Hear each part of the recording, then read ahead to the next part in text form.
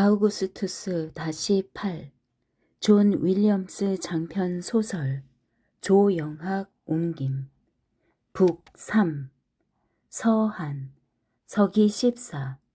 발신 옥타비우스 카이사르 수신 다마스쿠스의 니콜라우스 8월 9일 친애하는 니콜라우스, 진심으로 감사와 안부 인사를 전하네. 내가 좋아하는 대추야자를 그렇게 많이 보내주다니. 자네의 친절 덕분에 지난 몇 년간 아쉬움 없이 잘 지냈지 뭔가. 대추야자는 이제 팔레스타인에서도 가장 주요한 수입 물품에 속한다네. 지금이야 로마와 이탈리아 송령 전역에 자네 이름으로 잘 알려졌지. 내가 그렇게 이름을 붙였거든. 니콜라이, 바로 대추야자의 이름이야. 지금은 비용을 대는 사람들도 다들 그렇게 부르고 있지. 그 수많은 저서가 아니라 정감 있는 장명을 통해 자네의 이름이 전 세계에 더 많이 알려져 있다는 뜻인데 자네 마음에 들었으면 좋겠군 그래. 우리 둘 다 사소한 지식에 희화적인 유희를 느낄 만큼 나이가 들었잖나. 우리 삶도 끝내 사소해졌는데 말일세. 지금은 배 위에서 이 편지를 쓰네. 오래전 자네와 내가 타고 서해안의 작은 섬들을 여유롭게 돌아다녔잖아. 바로 그때 그 배라네. 지금도 우리가 즐겨 앉던 곳에 앉아있지. 기억나지? 중앙부에서 조금 앞쪽에 차양을 두른 곳. 조금 높은 곳이라 바다의 저 느린 움직임을 아무 방해 없이 감상할 수 있군 그래. 오늘 아침 오스티아에서 출발했다네. 동이 트기 전 아주 썰렁한 시간이었지만 지금은 남쪽 캄파니아 해변을 향해 순항 중이야. 이번에는 바람이 부는 대로 느긋하게 여행을 할 참이야. 바람이 거부하면 기다리면 그만 아닌가? 이 넓은 바다에 둥둥 뜬 채로 말일세. 우리 목적지는 카프리라네. 몇 달 전 그곳 그리스 친구의 초대를 받았어. 매년 젊은이들이 체조 경기를 벌이는데 주빈으로 참석해 달라고 하더군. 그때는 일이 많아 난색을 표했지만 얼마 전 다른 일 때문에 남쪽으로 여행할 기회가 생겼네. 그래서 이렇게 휴가를 만끽하기로 했지. 지난주에 아내가 오더니 베네벤토에 갈 때 자신과 자기 아들도 동행하게 해달라 요청하더군. 언제나처럼 다소 뻣뻣하고 사무적인 태도였지. 티베리우스가 새 임무를 맡아 공무로 갈 일이 생겼다더군. 그리곤 나도 알고 있는 얘기를 덧붙였네. 내가 양 아들을 좋아한다고 아무리 설명해도 사람들이 믿지를 않는다는 거야. 그러니까 내가 어떤 식으로든 애정이나 관심을 보여주면 티베리우스가 권좌를 이어받기가 더 용이할 거다. 뭐 그런 얘기들이었지. 리비아가 노골적으로 그런 요구를 할 리야 없지. 성격은 강한 애만 행동은 외교적이라네. 평생 아시아의 외교관들을 다루었는데 그녀도 별반 다르지 않아. 그러니까 살 날이 얼마 남지 않았다는 사실을 매몰차게 지적하는 대신 내가 떠난 후 세상이 혼란에 빠지지 않도록 단단히 대비해야 한다. 뭐 그런 식으로 말을 하는 게지. 늘 그렇지만 리비아의 말은 매우 합리적이고 정확하다네. 내 나이 벌써 76이니 솔직히 너무 오래 살았어. 이렇게 사는 게 따분하니 더 오래 살 것 같지도 않고 두 손은 때때로 떨리는 정도가 아니라 마비까지 되는데 그때마다 깜짝깜짝 놀란다네. 늙은 탓에 수족이 저린 건 다반사야. 산책을 하노라면 이따금 발 밑에서 땅이 흔들리고 돌이나 벽돌, 흙 위에 서 있으면 갑자기 푹 꺼지기도 한다네. 이러다가 결국 때가 되면 어디에 있든지 이놈의 지구에서 떨어져 나가고 말겠지. 그래, 아내의 요구에 응하기로 했지. 의례적인 동반이어야 한다는 조건을 걸긴 했지. 티베리우스가 벤 멀미가 심하니 모친과 함께 육로로 떠나고 나는 따로 배를 타고 가겠다고 제안했네. 세 사람이 함께 여행을 한다고 알리고 싶다면 그것도 반대하지 않겠다고 했네. 합의는 만족스러웠어. 우리 모두 사람들 앞에 맨 얼굴로 나서는 것보다 이런 식의 속임수가 더 편하니까. 그래, 아내는 놀라운 여자야. 웬만한 남편들보다야 내가 운이 더 좋지. 젊었을 때도 아름다웠지만 지금도 꽤나 미인이라네. 결혼 이후 서로 사랑한 시간은 얼마 되지 않지만 그래도 늘 서로에게 공손했어. 모르긴 몰라도 지금은 거의 친구처럼 됐을 거야. 우리는 서로를 이해하네. 아내는 뼛속 깊이 공화주의자라 아마도 자기 신분에 못 미치는 결혼을 했다고 여겼을 거야. 유서 깊고 존엄한 가문과 힘으로 부당하게 차지한 권력과 권위를 맞바꾼 셈이었으니까. 이제 와서 깨달았네만 나와 결혼한 이유도 오로지 장남 티베리우스를 위해서였네. 그에 대해서만큼은 기이할 정도로 집착이 강하고 또 집요할 정도로 야심이 강했거든. 우리 사이에 처음 불화를 낳은 것도 바로 그 야심 때문이었지. 그런데 그 불화가 너무나 깊어진 탓에 대화를 할 때면 대화 주제부터 꼼꼼하게 확인해야 했지. 그래야 실제든 아니든 불필요하게 오해를 사지 않을 테니까. 하지만 리비아와 나 사이가 어려워졌다 해도 그 덕분에 내 권위와 로마에 도움이 된 것도 사실이야. 아들이 권력을 승계하려면 내 권력이 흔들림 없어야 하고 로마가 안전해야 왕이 된 후 아들이 위태롭지 않으리라는 사실도 아내는 잘 알고 있었다네. 리비아가 내 죽음을 차분하게 관주할 수 있다면 자신의 죽음 또한 같은 방식으로 되돌아볼 걸세. 아내의 진짜 관심은 로마의 질서에 있었어. 우리는 둘 다 그 일을 위한 도구에 불과했지. 이 여행을 준비하는 동안 바로 그 질서를 위해 베스타 신전에 4개의 자료를 맡겨두었네. 내가 죽은 후 원로원에서 개봉하도록 해두었지. 하나는 내 유서야. 티베리우스에게 내 사제의 3분의 2를 유증했네. 티베리우스에게 돈이 필요해서가 아니라 유증은 계승을 정당화하기 위한 당연한 조치야. 그러고는 시민들과 친척 친지들에게 조금 배당하고 나머지는 모두 리비아한테 남겼네. 그녀는 또한 율리우스 가문이 되어 내 직함들을 공유하게 될 걸세. 내 가문이야 달가울 리가 없지만 직함은 그녀도 좋아할 걸세. 아내가 직함을 보유하면 아들의 명성도 그만큼 올라가고 따라서 그녀의 야심도 훨씬 더 이루기 쉬울 테니 당연하겠지. 두 번째는 내 장례를 위해 몇 가지 지시를 해두었네. 그 일을 맡고자 하는 이들이라면 당연히 지시를 따를 게야. 지시는 노골적으로 사치스럽고 화려하고 천박하네만 그렇게 해야 시민들이 좋아한다네. 당연히 필요한 일이지. 그나마 이 마지막 쇼는 내가 보지 않아도 되니 다행이 아닐 수 없네. 세 번째 자료는 제국의 현황이라고 해두지. 현역 병사들의 숫자, 현재 및 향후 국고 현황, 송령 총독과 시민들에 대한 정부의 재정 의무, 재정 관련 행정관들의 명단, 질서와 부패 방지를 위해 공표해야 할 사항 등등. 그에 덧붙여 후계자에게 몇 가지 당부를 해두었네. 대내외로 로마 시민을 함부로 늘리지 말 것. 로마의 중심이 흔들릴 우려가 있기 때문이지. 고위 공직자들은 예외 없이 정부가 고정급으로 고용할 것. 그래야 과도한 권력과 부패의 유혹에 쉽게 넘어가지 않는다네. 마지막으로 어떠한 상황에서도 제국의 국경을 확장할 것. 다만 병력을 모집할 때는 오로지 확정된 국경을 수호할 목적이어야 하네. 특히 게르마니아 야만인들이 문제야. 무모하기가 이를 데 없는 놈들이지.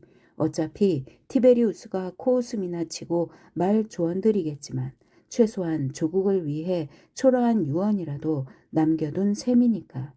신전의 고귀한 숙녀들께 맡긴 마지막 자료는 로마의 제국을 위해 내가 뭘 했고 뭘 이바지했는가에 대한 설명문일세.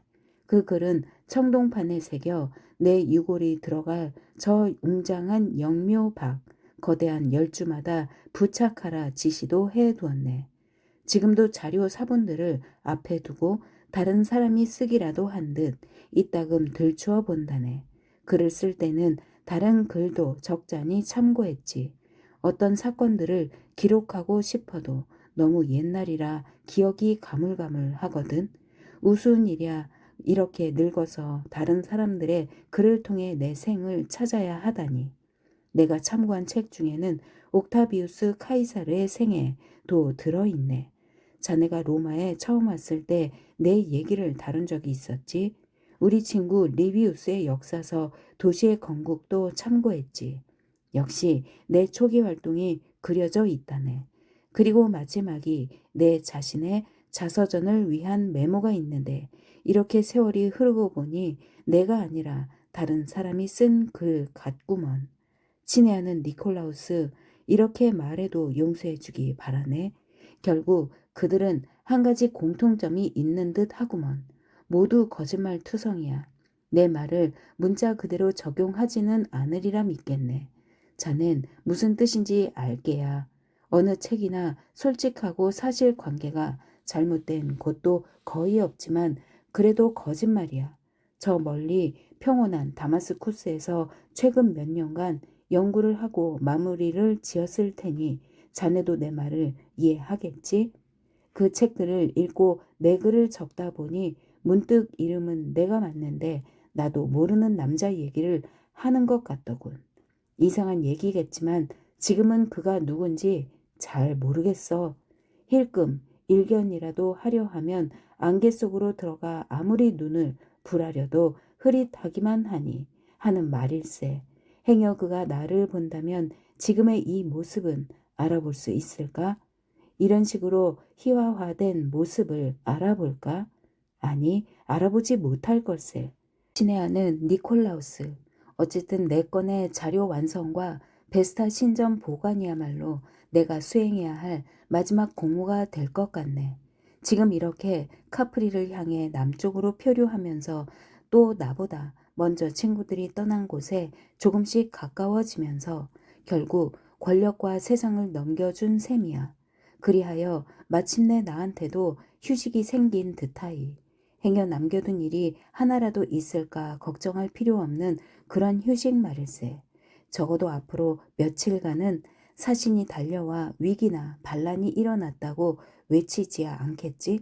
원로라는 놈이 한심하고 이기적인 법안을 들고 와 지지해 달라고 떼쓰지도 않고 타락한 변호사가 타락한 고객을 데려와 선처를 호소하는 일도 없을 걸세. 남은 임무는 지금 쓰는 이 편지가 전부야. 드디어 이 이렵 동주를 느긋하게 실어줄 이 위대한 바다와 저 푸르른 이탈리아 하늘을 즐길 일만 남았네. 나는 거의 혼자 여행 중이라네. 조수 몇이 주변에 있네만 아무도 노대에 남아있지 말라고 지시를 해두었지. 조수야 돌풍이 없는데 무슨 필요가 있겠나.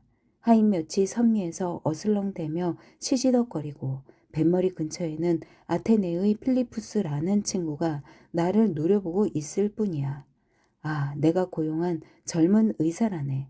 나를 돌보던 의사들도 모두 저 세상 사람이 되었어. 그나마 내가 필리푸스보다 오래 살지는 않는다 생각하니 조금 위안이 되는군 그래. 난 저 아이가 마음에 들어.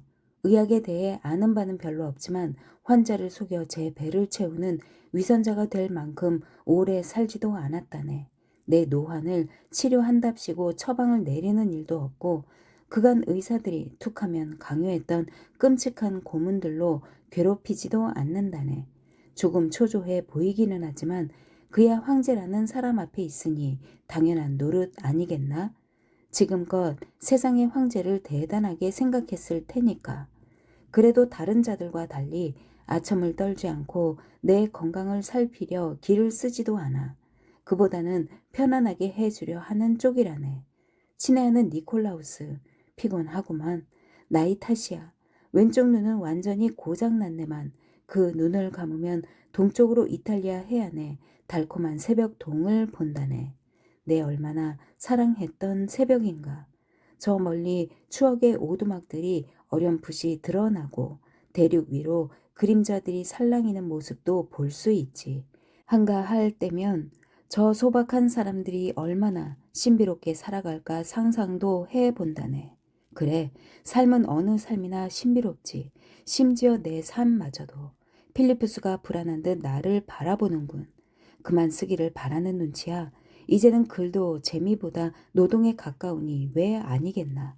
아무래도 잔소리 나오기 전에 잠시 쉬다가 자는 척이라도 해야겠네. 19 나이에 내 돈으로 내가 주도해 병력을 모집해서 파벌의 독재 아래 신음 중이던 공화국의 자유를 수복했다.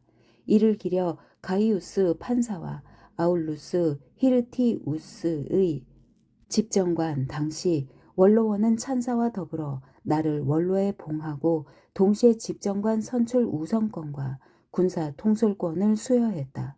속주 총독 시절 원로원은 두 집정관과 함께 공화국이 고통을 겪지 않도록 수호하라고 지시했으며 더욱이 같은 해 집정관 둘이 전사하자 나를 집정관이자 삼두로 선출해 헌법을 제정케 했다.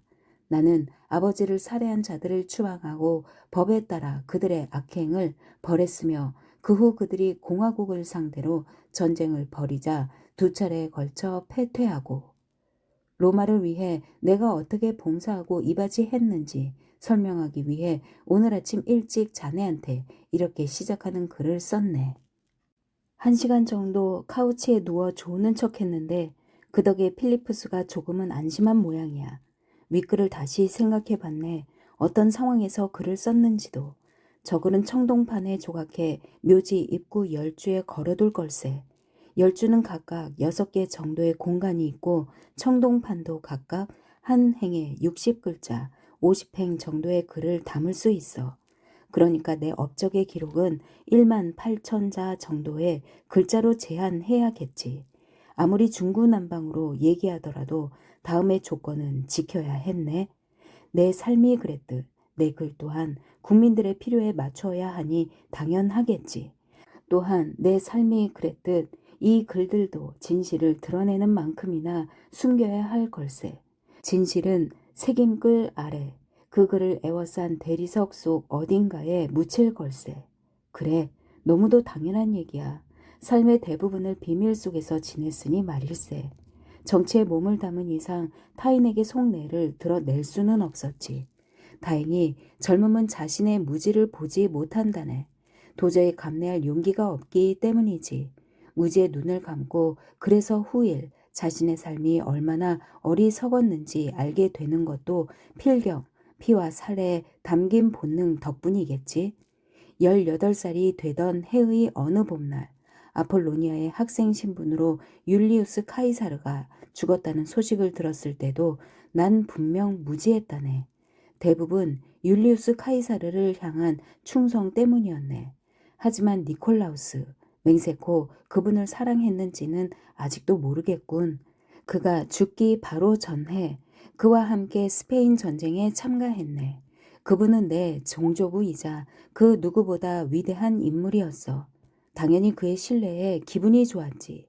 이미 나를 입양해 후계자로 만들려 한다는 사실도 알고 있었네.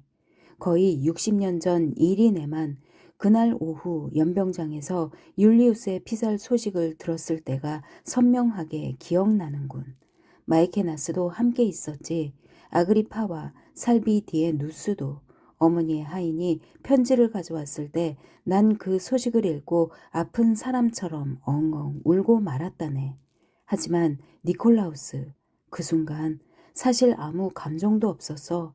고통스러운 울음도 마치 타인한테서 흘러나오는 것 같더군. 그러다가 순간 마음이 차가워지는 거야. 그래서 친구들한테서 떨어져 나왔다네. 내가 느끼고 느끼지 못한 것들을 들키고 싶지 않았네. 그렇게 혼자서 연병장을 어슬렁거리며 어떻게든 슬픔과 상실감을 끌어올리려는데 갑자기 그 반대로 힘이 샘솟는 게 아닌가? 그래, 야생말을 타고 질주할 때와 비슷한 기분이었어. 말은 힘이 넘쳐 주인을 시험하려 들지만 기수는 이미 이 미천한 짐승을 어떻게 다룰지 알고 있던 걸세. 그래, 친구들한테 돌아갔을 때 난 이미 다른 사람이 되어 있었네. 과거의 내가 아니었어. 드디어 운명을 깨달았기 때문이지. 물론 친구들에게 그 얘기는 할 수 없었지만 그래도 친구들은 내 친구였다네. 당신은 얘기할 단계가 아니었겠지만 내 운명은 아주 간단했어.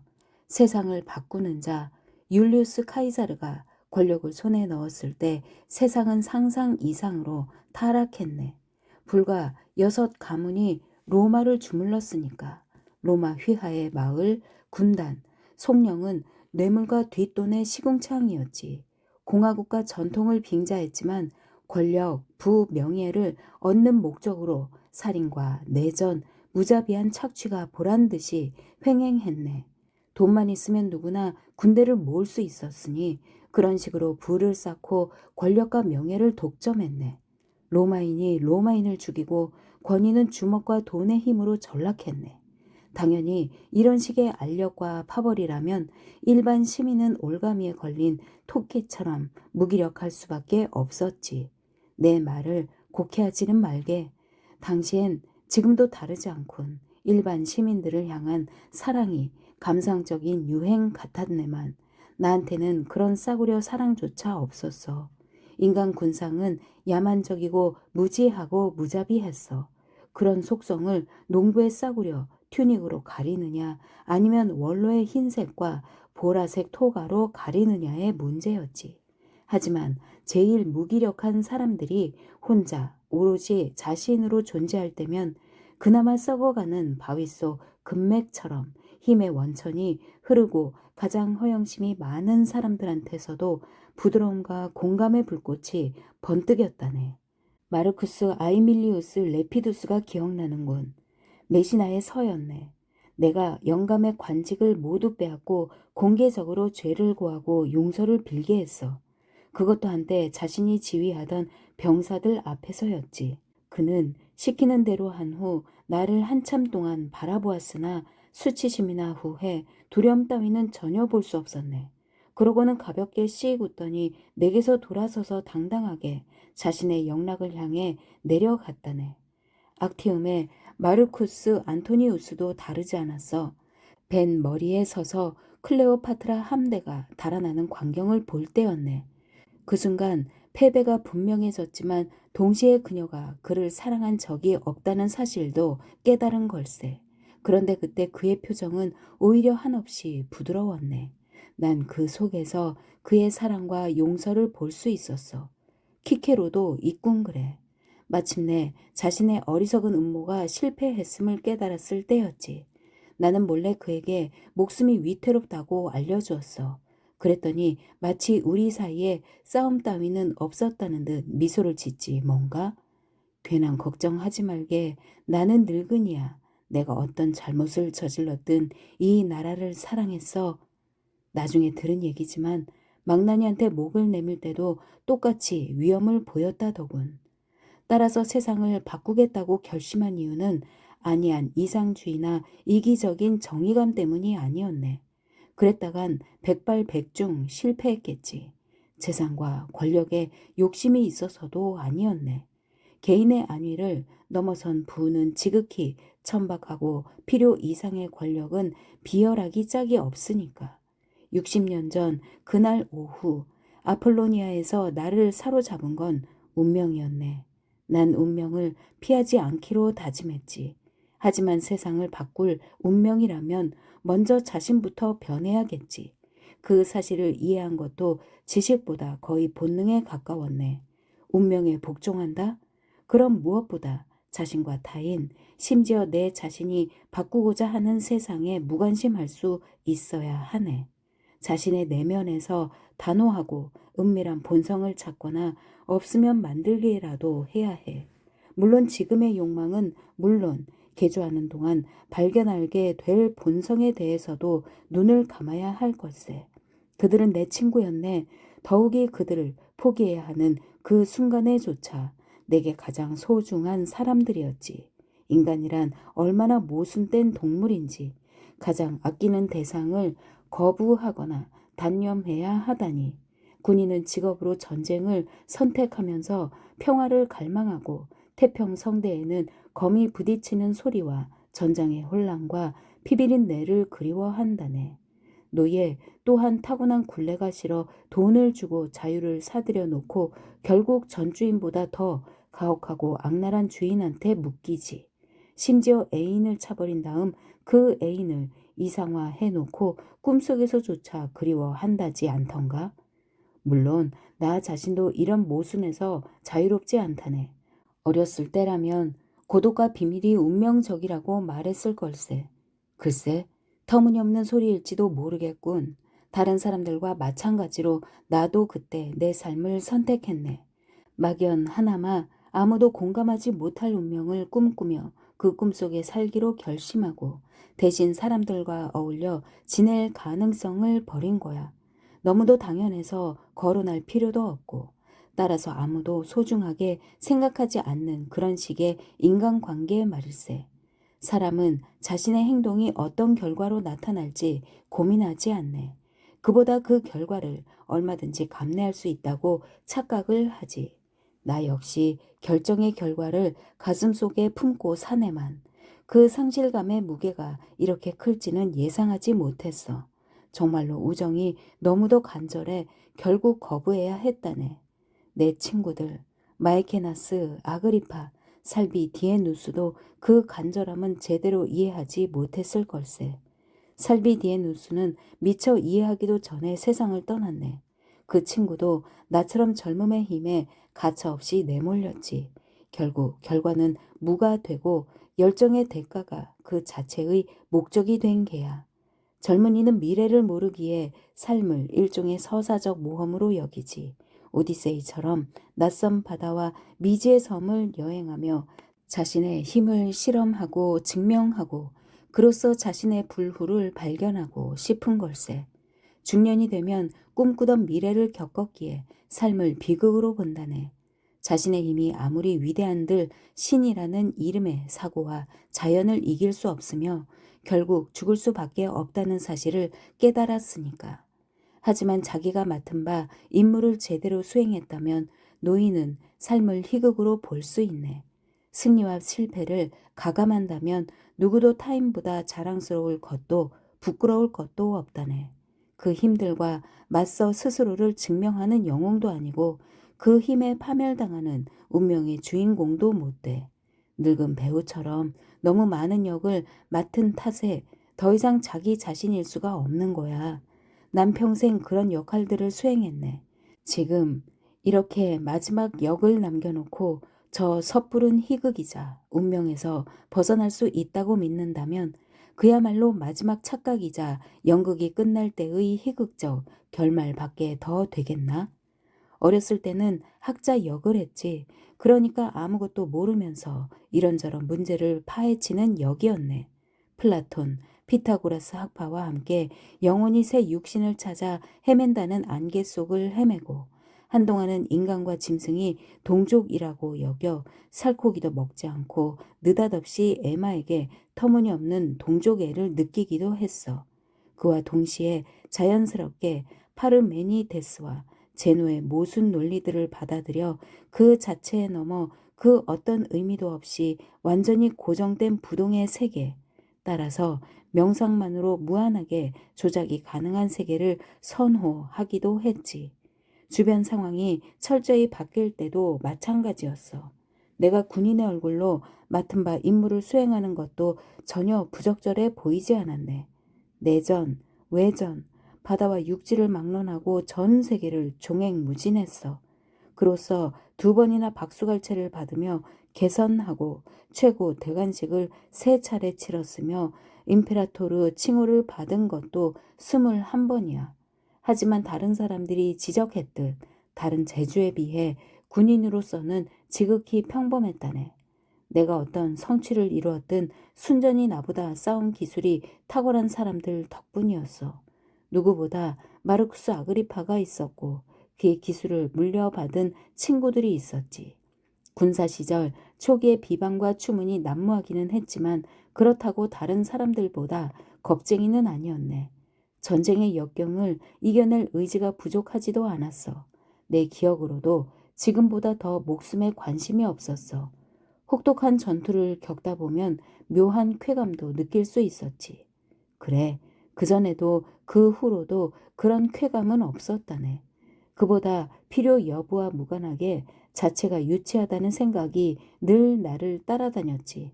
태고적에는 동물보다 사람 재물을 신들에게 바쳤다고 들었네. 오늘날은 그런 재래가 사라져 이제는 불확실한 신화나 전설 속에 기록될 뿐이지. 지금이야 그런 얘기를 들으면 다들 놀라 고개를 젓고 말 걸세. 소위 로마의 계몽 정신과 인본주의에서 동떨어졌다느니 우리 문명이 그렇게 야만적인 토대 위에서 이루어지다니 하면서 말일세. 나 또한 고대의 노예나 농부들에게 막연하게나마 동정을 느낀 적이 있다네. 그렇게 야만적인 신의 제단 위에서 야만의 칼날을 받아야 했으니 왜 아니겠나. 그래, 분명히 어리석은 짓이었어. 잠이 들면 이따금 눈앞에서 수만 구의 시체들이 사열을 한다네. 다시는 지상을 걸어 다니지 못할 사람들이나 역시 원시 신을 달래기 위해 목숨을 내놓은 태고에 재물만큼이나 죄가 없었네. 그러면 나는 어두운 과거에서 나온 사제가 되어 주문을 외우고 칼을 휘두른다네. 우리는 스스로 문명인이라 떠벌리고 추수의 신들이 인간의 시체를 요구하던 시대를 얘기하면서는 끔찍하다고 몸서리까지 치네만 지금도 기억이든 실제든 수많은 로마인들이 고대 신만큼이나 어둡고 추악한 신들에게 봉사하고 있지 않던가? 비록 그런 신을 파괴하기 위해서라지만 나 역시 악신의 사제였고 신의 위력을 무력화한다는 명분으로 신의 지시에 따랐네. 그런데도 여전히 신을 파괴하지도 못하고 무력화하지도 못했어. 신은 인간들의 마음속에서 불안한 잠을 달래며 스스로 일어나거나 누군가 깨워주기를 기다린다네. 야만은 한 사람의 무고한 생명을 미지의 두려움에 바치고 계명정신은 수천의 목숨을 우리가 명명한 두려움에 바치려고 들지. 솔직히 둘 다 끔찍할 뿐이라네. 그래서 일찌감치 결정을 내렸네. 그런 신들, 그러니까 어두운 본능에서 비롯한 신들을 숭배하면 질서가 깨질 수밖에 없다고. 그래서 원로원을 부추겨 율리우스 카이사르의 신성을 선언하고 로마의 글을 기리는 사원을 세워 그의 존재를 온 국민이 느낄 수 있게 했네. 물론 내가 죽으면 원로원은 똑같은 방식으로 내 신성을 선언할 걸세. 자네도 알다시피 이미 여러 마을과 송령에서 신으로 추앙받고 있네만 로마에서까지 이런 식의 밀교를 행하게 허락할 수는 없네. 평생 수없이 많은 역할을 해왔네만 이놈의 살아있는 신 노릇만큼 불편한 것도 없었네. 난 인간이야. 누구나처럼 어리석고 나약한 인간. 다른 사람들보다 잘난 점이 있다면 나 자신이 약하다는 사실을 알고 그래서 타인의 약점도 안다는 정도겠지. 그래서 다른 사람들보다 강하거나 똑똑한 척할 필요가 없었고 바로 그런 자각이 내 힘의 원천이었다네. 지금은 오후일세 태양이 천천히 서쪽으로 내려가고 바닷바람도 잠잠한 탓에 저 파란색 돛이 여린 하늘을 배경으로 축 늘어져 있군 그래. 배는 파도를 따라 천천히 흔들리지만 특별히 앞으로 나간다는 느낌은 없네. 조수들도 하루 종일 늘어지게 놀다가 슬슬 따분한지 내 쪽을 힐끔거리네. 불안하기도 하겠지. 어서 빨리 지시를 받고 이 잔잔한 바다에서 빠져나가고 싶을 걸세. 아니, 그럴 생각은 추호도 없네. 30분이나 1시간 아니면 2시간 정도면 산들 바람이 불 거야. 그럼 안전한 항구를 찾아 닻을 내릴 걸세. 지금은 그저 바다가 이끄는 대로 떠다니고 싶다네. 나이에 저주가 많다지만 이놈의 불면증이 제일 괴롭군 그래. 알다시피 항상 불면증에 시달렸네. 그나마 젊었을 때는 적절하게 요리할 수라도 있었지. 온 세상이 잠들고 나면 나 혼자 느긋하게 삼라만상의 휴식을 지켜보곤 했으니까. 사람들이 저마다의 세계관, 아니 까놓고 말해서 제 사익을 따져 내 정책을 미주알고주알 씹어 삼키더라도 난 얼마든지 평온과 사색을 즐길 수 있었어. 실제로 주요 정책 상당수가 동트기 전 침대에서 만들어졌다네. 그런데 요즘의 불면증은 차원이 달라. 행여 잠이 들면 사고의 유희를 즐기지 못할까 하는 우려에 머리를 쉬지 못하는 그런 불면이 아니라 그저 기다림의 불면증에 가깝다네. 그러니까 지금껏 알지 못했던 기나긴 휴식을 준비하느라 정신도 육신도 잠을 이루지 못하는 걸세. 오늘 밤도 여전히 잠을 이루지 못했군 그래. 해가 저물려 작은 후미에서 100m쯤 떨어진 어느 이름 모를 촌락에 정박했네. 어선 몇 척이 쉬고 있고 1km쯤 내륙의 작은 언덕으로는 초가 지붕들이 옹기종기 모여있네. 날이 어두워지며 등잔불과 화톡불이 여기저기 깜빡였는데 나는 그 불이 모두 꺼질 때까지 지켜보았다네. 또다시 세상이 잠들었네. 우리 선원들도 밤 공기가 좋은지 대부분 갑판에서 잠이 들었군. 필리프스는 선실 주변 어딘가에 있을 걸세. 내가 그 안에서 쉬고 있다고 생각할 테니까.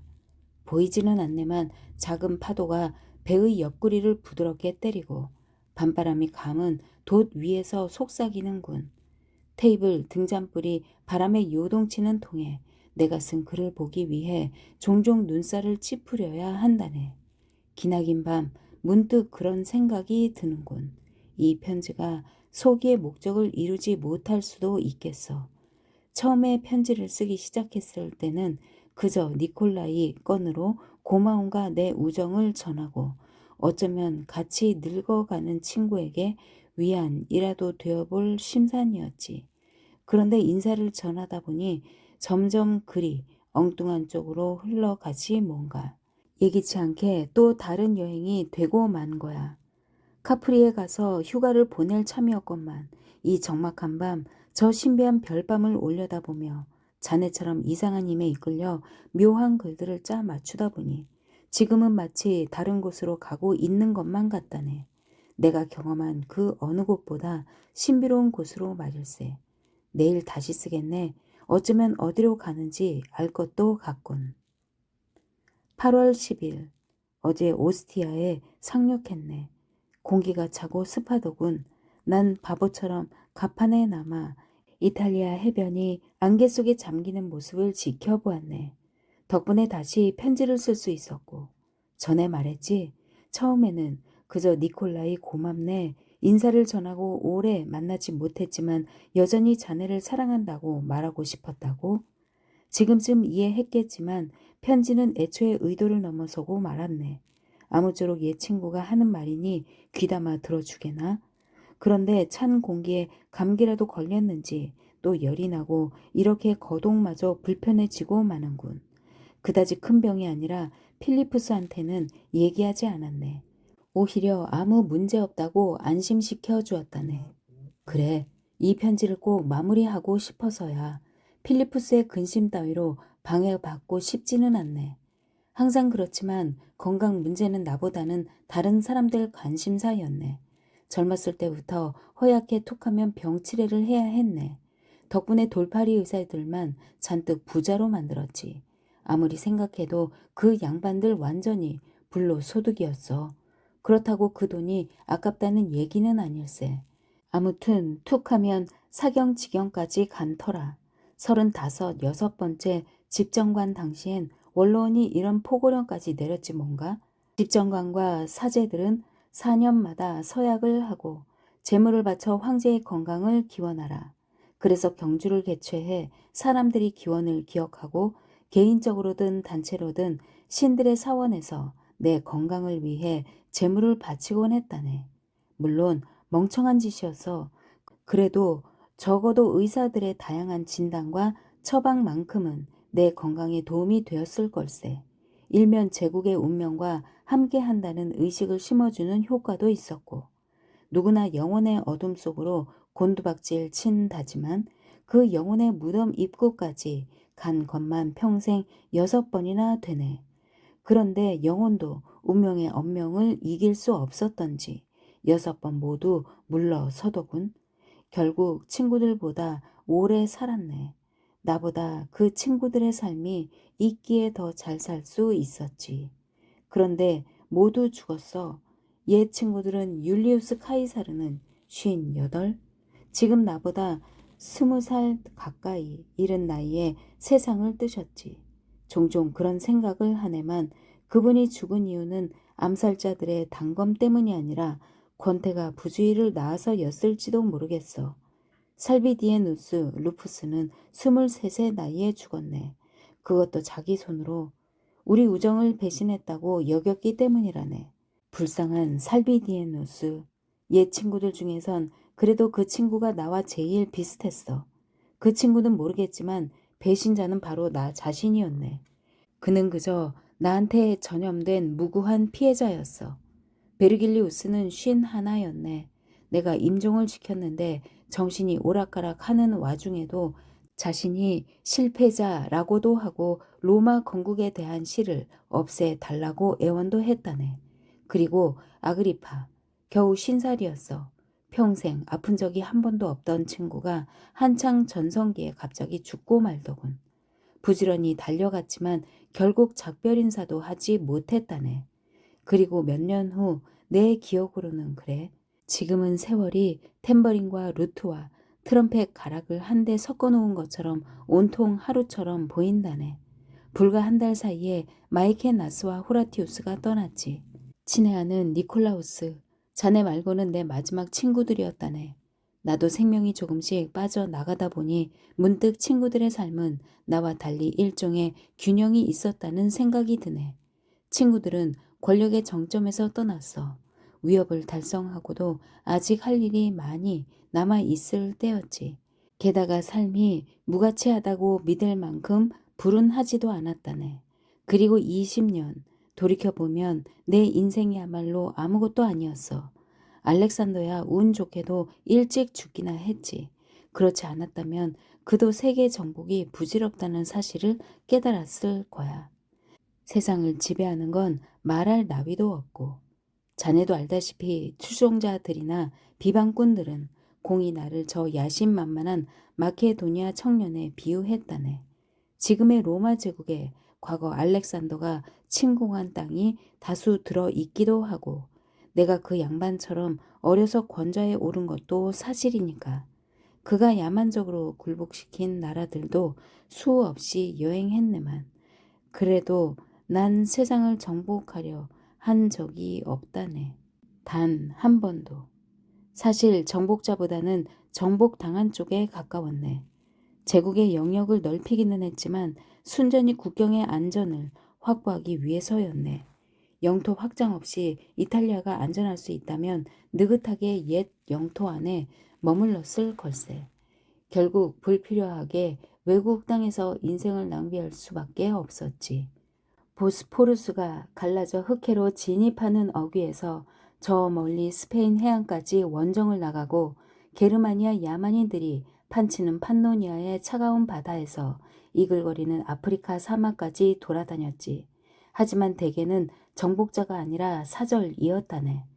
지도자들이라 봐야 국가의 수장보다 부족장에 가깝고 라틴어도 그리스어도 하지 못했지만 그래도 평화롭게 협상을 하고 싶었다네.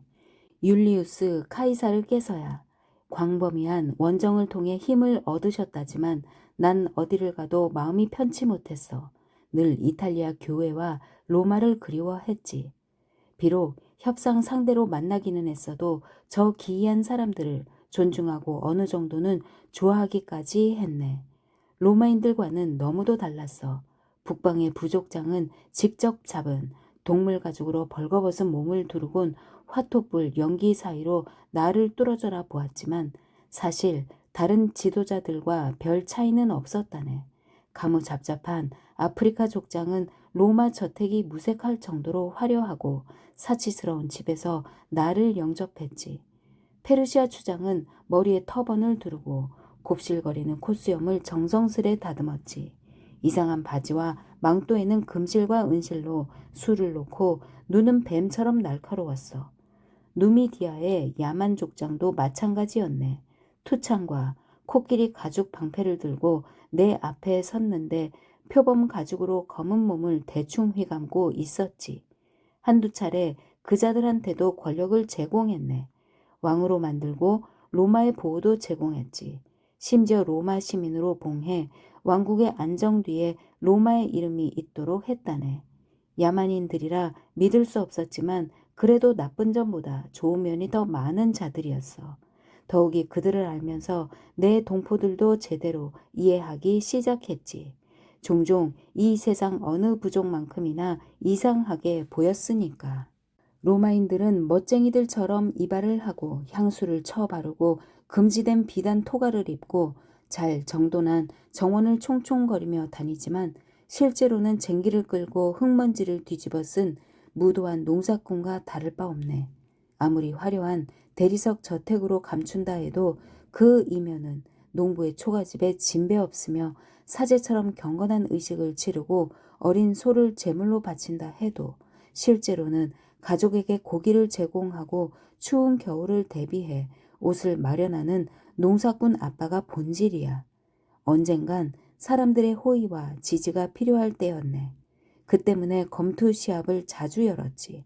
당시에는 검투사들이 모두 범죄자들이었네. 원래는 죽음이나 추방으로 다스려야 할 중죄인이었지만 난 그들에게 경기장이냐 처벌이냐를 선택하게 했네. 패배자들한테는 자비를 빌게 하고 3년간 살아남은 자는 죄의 경중을 따지지 않고 무조건 풀어줄 것을 명문화했어. 사형에 처하거나 탄광으로 가야 할 자들이 검투를 선택한다면야 놀랄 일이 아니었네만. 추방 명령을 받은 자들까지 검투사가 되겠다고 했을 때는 솔직히 의외였다네. 낯선 나라보다 경기장이 안전하다고 생각했을까? 검투 시합을 좋아하지는 않아도 억지로라도 관람을 했다네. 시민들과 유희를 공유한다고 선전하기 위해서였지. 사실은 이 대학살을 좋아하는 시민들이 더 가관이었다네. 흡사 자기 목숨을 내놓는 대신 타인의 참극을 지켜보는 식으로 삶의 의지를 얻는 것 같았어. 나는 이따금 검투사가 열심히 싸우면 경기에 져도 생명을 구해주곤 했는데 그러면 관중들은 광기를 해소하지 못한 채 하나같이 실망스러워했지. 한 번은 검투 시합을 금지하고 복싱 경기로 대체해 이탈리아인과 야만인을 상대하게 했네. 결국 검투 시합이란 사람이 사람을 죽이는 살상이 아니던가. 그런데 관중들은 만족하지 못했어. 게다가 찬사를 필요로 하는 사람들이 검투 같은 대량 학살 경기를 개최했기에 결국 금제를 풀고 시민들의 요구를 따를 수밖에 없었다네. 그렇지 않으면 통제가 불가능했기 때문이지. 경기장에서 막사로 돌아온 뒤 검투사의 모습을 본 적이 있네. 땀과 먼지와 피를 뒤집었었건만 오히려 사소한 일에 여자처럼 흐느껴 울더군. 그러니까 기르던 매가 죽거나 애인의 절교 편지를 받거나 아끼는 외투를 잃어버렸을 때처럼 말일세. 귀부인들의 모습도 가관이긴 마찬가지였지. 불운한 검투사를 죽이라고 소리칠 때는 얼굴까지 흉측하게 일그러뜨리면서 집에 돌아가서는 더없이 정숙한 척 아이들을 돌보고 하인들에게도 친절하고 부드럽게 대하더군. 세속적 로마인들의 피에 농군 조상들의 전원적 피가 함께 흐른다면 길들지 않은 북쪽 야만인들의 거친 피도 섞여 있을 것 같구먼. 어느 경우든 저 화려한 저택으로 가리긴 했네만 그건 다른 사람이 아니라 자기 자신이 스스로를 보지 못하게 만들었을 뿐이야. 그러고 보니 지시한 적도 없고 서두를 필요도 없는데 선원들은 본능적으로 늘 육지가 보이도록 배를 움직이는 것 같군. 바람이 바뀌면 일부러 항로를 수정해 삐뚤삐뚤한 해안선을 따라가고 있네. 이탈리아인들은 본능적으로 바다를 싫어하는 것 같네. 그것도 병적일 정도로. 그 경향은 여타의 두려움보다 크고 땅을 다루는 농부가 땅과 다른 대상을 피하려는 성향과도 다르다네. 자네 친구 스트라보가 새로운 지식을 찾아 낯선 바다를 누빈다는 사실을 알면 일반 로마인들은 크게 당혹해야 할 걸세. 로마인들이 땅을 벗어나는 일은 전쟁처럼 불가피한 상황뿐이야. 마르쿠스 아그리파의 지위로 로마 해군은 세계 역사상 가장 강력한 군대로 성장했고 로마를 구한 전투들 역시 해전이었건만 그래도 바다를 기피하는 경향은 여전하다네. 이탈리아인의 본성이기 때문이지. 그런 경향이라면 시인들이 잘 알고 있네. 호라티우스의 시 기억하나? 베르길리우스를 태우고 아테네로 가던 배를 노래했지. 정말 기발한 착상이었어. 신들이 깊디 깊은 바다로 대륙과 대륙을 나누었기에 무태에 사는 사람들이 서로 다른 모습으로 변했으며 인간은 절대 건드리지 말아야 할 요소 위에 위태롭게 돛담배를 정박해 두었다고 했지. 베르길리우스 자신도 로마 건국을 그린 위대한 시에서 바다를 언급할 때면 늘 섬뜩하기 짝이 없는 용어를 사용했지. 아이올로스가 깊은 바다 위로 천둥과 바람을 보내면 파도가 높이 일어 별들을 가리고 돛대는 부러지고 사람들은 아무것도 보지 못하지. 그 시를 오랜 세월 수도 없이 보았건만 키자비 팔리누루스를 생각하면 아직도 감동의 눈물을 흘리곤 하네. 잠의 신이 그를 깊은 바다에 던져 익사시키고 아이네아스가 그를 애도하지. 미지의 해변에 알몸으로 누운 채 그가 고요한 바다와 하늘을 너무 신뢰했다고 안타까워하면서 말일세. 마이케나스야 워낙 공이 많았지만 지금 생각해보면 가장 중요한 공은 아무래도 시인들이었어. 시인들을 친구로 둔 덕에 나도 시인들을 알았으니까. 시인은 그 누구보다 비범했다네. 로마인들이 시인들을 경외했다면 바다를 두려워하듯 시인들을 두려워했기 때문일 걸세. 몇 년 전 시인 오비디우스를 로마에서 추방해야 할 때가 있었네. 사람들과 음모를 꾸며 국가의 안위를 위해하려 했기 때문이지. 그가 한 역할은 악의나 정치라기보다는 유희와 사교에서 비롯했네. 그래서 추방도 최대한 가볍게 해주었네만 이제 곧 사면도 할 생각이네. 추운 북방에서 돌아와 온화하고 쾌적한 로마에서 살 때도 되었잖아. 그런데 다뉴브강 어귀의 작은 야만인 마을이자 유배지인 토미스에서도 계속 시를 쓰더군. 우리는 서신을 교환하면서 다시 사이가 좋아졌네. 그 양반 로마의 유의를 그리워하지만 그렇다고 지금 상황을 저주하는 것도 아니라네. 내가 아는 시인들 중에서 오비디우스만큼은 완전히 신뢰할 수 없네만 그래도 좋아하네. 앞으로도 그럴 테고. 시인들을 믿는 이유는 그들의 바람을 내가 들어줄 수 없기 때문일세. 일반인들을 부자로 만들어 상상도 못했던 사치를 누리게 할 수도 있고 엄청난 권력으로 아무도 대적하지 못하게 만들 수도 있네. 자유인에게 그런 명예와 영광을 하사하면 아무리 집정관이라도 그를 함부로 상대하지 못하지. 언젠가 호라티우스한테 내 개인 비서직을 제안한 적이 있었어. 그렇게 된다면 로마의 최고 권력자가 되니까.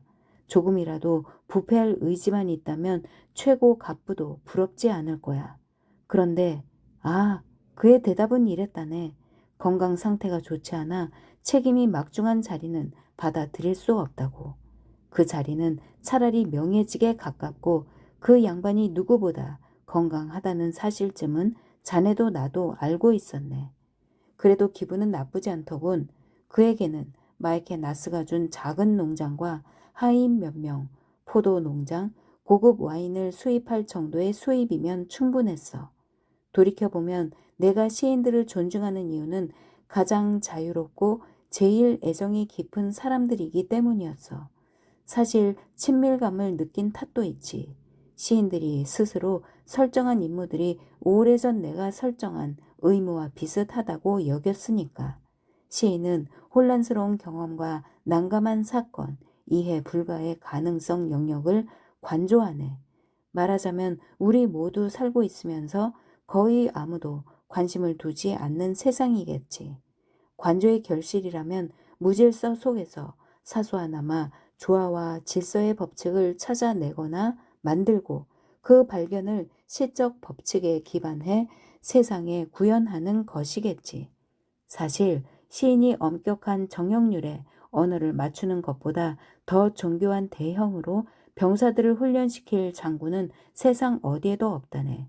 시인이 나름의 진리를 드러내기 위해 오와 열을 맞추는 것보다 이 파벌과 저 파벌을 적확하게 배치할 능력은 어느 집정관도 없으며 시인은 구체적인 시어들을 배열하여 또 다른 차원의 세계, 어쩌면 우리가 위태롭게 장악하고 있는 이곳보다 더 현실적인 세계를 창조한 뒤 인간 정신의 우주 속에서 자전하게 할 수 있지만 그 어떤 황제도 이 표리부동한 세계 이곳저곳을 조직하고 통솔해 전체를 구성할 수 없다네. 전술했듯이 나는 세상을 바꾸기 위해 존재했네. 그래, 어쩌면 세상이 바로 내 시라고 볼 수 있겠군. 대부분을 전체로 통합하고 이 파벌을 저 파벌과 통합하고 그 파벌에 걸맞은 역할과 혜택을 부여했으니까. 하지만 아무리 내가 지은 시라 해도 세상이 시대를 초월해 존재할 수는 없을 걸세. 베르길리우스가 숨을 거두며 자신의 걸작시를 파기해달라고 애원한 바 있지. 그 양반 말로는 미완성인데다 부족하기까지 했어. 군단 하나가 패퇴하는 장면만 보고 다른 두 군단의 대승을 접하지 못한 장군처럼 베르길리우스는 자신을 실패자로 여겼다네. 하지만 그의 로마 건국 시편은 로마 자체보다 오래 살아남을 걸세. 물론 내가 만들어 놓은 이 허접한 세상보다도 장수할 거야. 난 그 시를 파기하지 않았네. 베르길리우스도 내가 그러하리라고 생각지는 않았을 거야. 시간은 시가 아니라 로마를 부순다네. 열이 내리지 않는구먼. 1시간 전 갑자기 현기증이 일고 옆구리가 크게 아프더니 온몸에 마비 증상이 있었네. 왼쪽 다리야 늘 약했네만 지금은 거의 움직일 수가 없군 그래. 아직 내 체중을 감내할 수 있기는 해도 그저 질질 끌고 다니는 수준이야. 사실 침으로 찔러도 이제는 막연한 느낌만 있다네. 필리푸스한테는 아직 알리지 않았네. 그 친구라고 도리가 있겠나. 이놈의 몸뚱아리야 이미 그 어떤 처방도 무용한데 괜히 걱정거리만 안겨줄 필요가 어디 있겠나. 그렇지 않아도 괴로울 사람을 몇 년 전부터는 이 부질없는 몸뚱이한테도 화가 나지 않는군. 그래도 약해 빠진 인간이 꽤나 잘 버텼어. 옛 친구의 임종을 지켜봤듯 이제 이 육신이 떠나는 모습을 감내할 때가 된 걸세. 영혼이 빠져나가면 어디든 불후의 세계를 찾아가리라 믿네. 살아서야 인간의 영혼이 그 손님격인 짐승과 자신을 떼어낼 수 없거든. 이제는 나도 자신이 있네. 아니 몇 개월 전부터 그랬어. 나를 담은 육신으로부터 나 자신을 분리해 그 본질을 가만히 지켜보고 있다네. 그다지 새로운 능력은 아니네만 그래도 전보다 훨씬 자연스러워. 이제 허물어져가는 육신과 고통에서 빠져나와 상상 불가의 바다를 자유로이 표류하며 저 남쪽 카프리로 향하네. 태양이 중천에서 바다를 비추네. 뱃머리가 물줄기를 가르니 하얀 포말이 파도 위에 흩어지며 나지막이 투덜대는군. 이제 일손을 놓고 쉬어야겠어. 어쩌면 조금이라도 힘이 돌아올지 모르지. 오늘 저녁 푸테올리에 정박하고 내일이면 카프리에 상륙할 걸세. 마지막으로 공직을 수행해야 할 곳이라네. 항구에 있네. 이른 오후인데 안개가 짙지 않은 덕에 배에서도 해변이 잘 보이는군. 지금은 테이블에 앉아 한가로이 편지를 쓰고 있네. 필리푸스도 뱃머리 자리에서 지켜보는데 내 건강 상태가 급격히 나빠졌다는 사실을 눈치챈 모양일세. 의심의 표정이 그의 젊고 잘생긴 얼굴을 가득 덮고 있군. 눈썹 아래 담 갈색 눈을 여인네처럼 새침하게 뜨고는 때때로 나를 훔쳐본다네. 언제까지 내 상태를 숨길 수 있을지 나도 모르겠어. 푸테올리 바로 북쪽 작은 만에 닻을 내렸네. 좀 더 북쪽에 나폴리가 있지. 오래전 마르쿠스 아그리파가 이곳 바다와 루크린의 호수 사이에 수로를 만들었네. 덕분에 로마 함대가 악천후와 섹스투스 폼페이우스의 해적 함대를 피해 작전을 수행할 수 있었지. 우리는 내륙항에서 전함 200척을 훈련시켜 섹스투스 폼페이우스를 패퇴하고 로마를 구했어. 그런데 태평성대가 오면서 훈련장 입구를 토사가 막아버리는 통에 지금은 굴밭으로 변했다더군. 결국 로마 부자놈 입만 즐겁게 해준 셈이지. 우리가 정박한 곳에서는 항구가 보이지 않지만 그래서 오히려 다행이야. 최근에 그런 생각을 했네. 지금껏 그렇게나 노력했지만 적절한 삶의 환경, 즉 인간이 제일 살기 좋은 조건이라는 놈이 번영, 평화, 조화 따위와 거리가 멀 수도 있겠어. 권력 초기에 우리 국민들은 무척이나 듬직했다네. 빈곤의 와중에도 불평 한마디 없고 때때로 즐겁게 웃기도 했으니까. 전시에는 자기 목숨보다 전우의 생명을 소중히 여기고 혼란기에도 어느 쪽을 선택하든 굳건히 로마의 권위에 충성을 다했다네. 우리는 40년 동안 태평성대를 누렸네. 더 이상 로마인들끼리 싸우지도 않고 야만 부족들이 침략을 목적으로 이탈리아 땅을 밟은 적도 없어. 병사들이 자기 의지에 반해 무기를 들 일도 없어졌지. 이제는 누구나 로마의 번영을 향유한다네.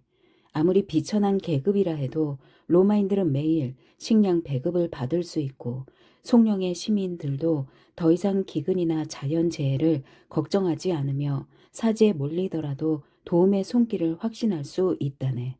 신분과 관계없이 시민이라면 누구나 노력과 행운이 허락하는 만큼 돈을 벌 수도 있네. 나는 로마 법정을 만들어 누구든 행정관을 찾으면 최소한이나마 정의롭게 대접받을 수 있도록 해주었네. 제국의 법을 만들어 속령에서조차 독재자나 타락한 탐욕으로부터 어느 정도 안전하게 살게 해주었어. 율리우스 카이사르가 살해당하기 직전 선포한 반역죄를 수립하고 시행함으로써 야만적인 권력자의 폭력에서 로마를 안전하게 만들었네. 그렇지만 지금 로마인의 얼굴에는 미래를 두려워하는 표정이 역력하다네. 이 정직한 평화에 만족을 못하고는 자꾸 옛날의 타락을 훔쳐보지 뭔가. 국가의 존재 가치마저 빼앗아 버린 옛 정치를 말일세. 사람들에게 독재와 권력과 가문으로부터 자유를 주고 처벌의 두려움 없이 자유롭게 말할 수 있게 해 주었네. 시민들과 원로원이 내게 로마의 절대 통치권을 부여한 것은 처음에는 동로마의 악티움에서 마르쿠스 안토니우스를 물리친 후였고 나중에는 마르쿠스 마르켈루스와 루키우스 아룬티우스의 집정관 시절 지독한 기근에서 로마를 구원했을 때였네. 이탈리아의 곡물 공급이 완전히 끊긴 상태였지만 그것도 내가 사비를 털어 해결했네. 그런데도 난 두 경우 공이 제안을 받아들이지 않았어. 당연히 사람들이 크게 실망했지. 그런데 이제 원로의 자식들이 봉사를 하거나 명예를 쌓는 데는 전혀 관심이 없고 오히려 투기장에서 목숨을 내걸고 일반 검투사들과 결투나 벌이고 있지 뭔가. 로마의 용기는 저 먼지 바닥에서 나 뒹구는 꼬락서니가 되고 말았다네. 마르쿠스 아그리파의 항구는 이제 로마의 향락군을 위해 굴을 재배하네. 정직한 로마 병사들은 놈들의 화려한 정원에서 회양목과 사이프러스를 돌보며 살고 과부들의 눈물은 놈들의 인공 개울물이 되어 이탈리아 햇살에 반짝이며 흐르고 있네. 그리고 북방에선 야만인들이 노리고 있지. 그래, 야만족들이 노리고 있네. 5년 전 게르마니아 국경 라인강 북쪽에 재해가 닥쳐 아직 회복되지 못했네. 어쩌면 그게 로마의 운명일지도 모르겠어.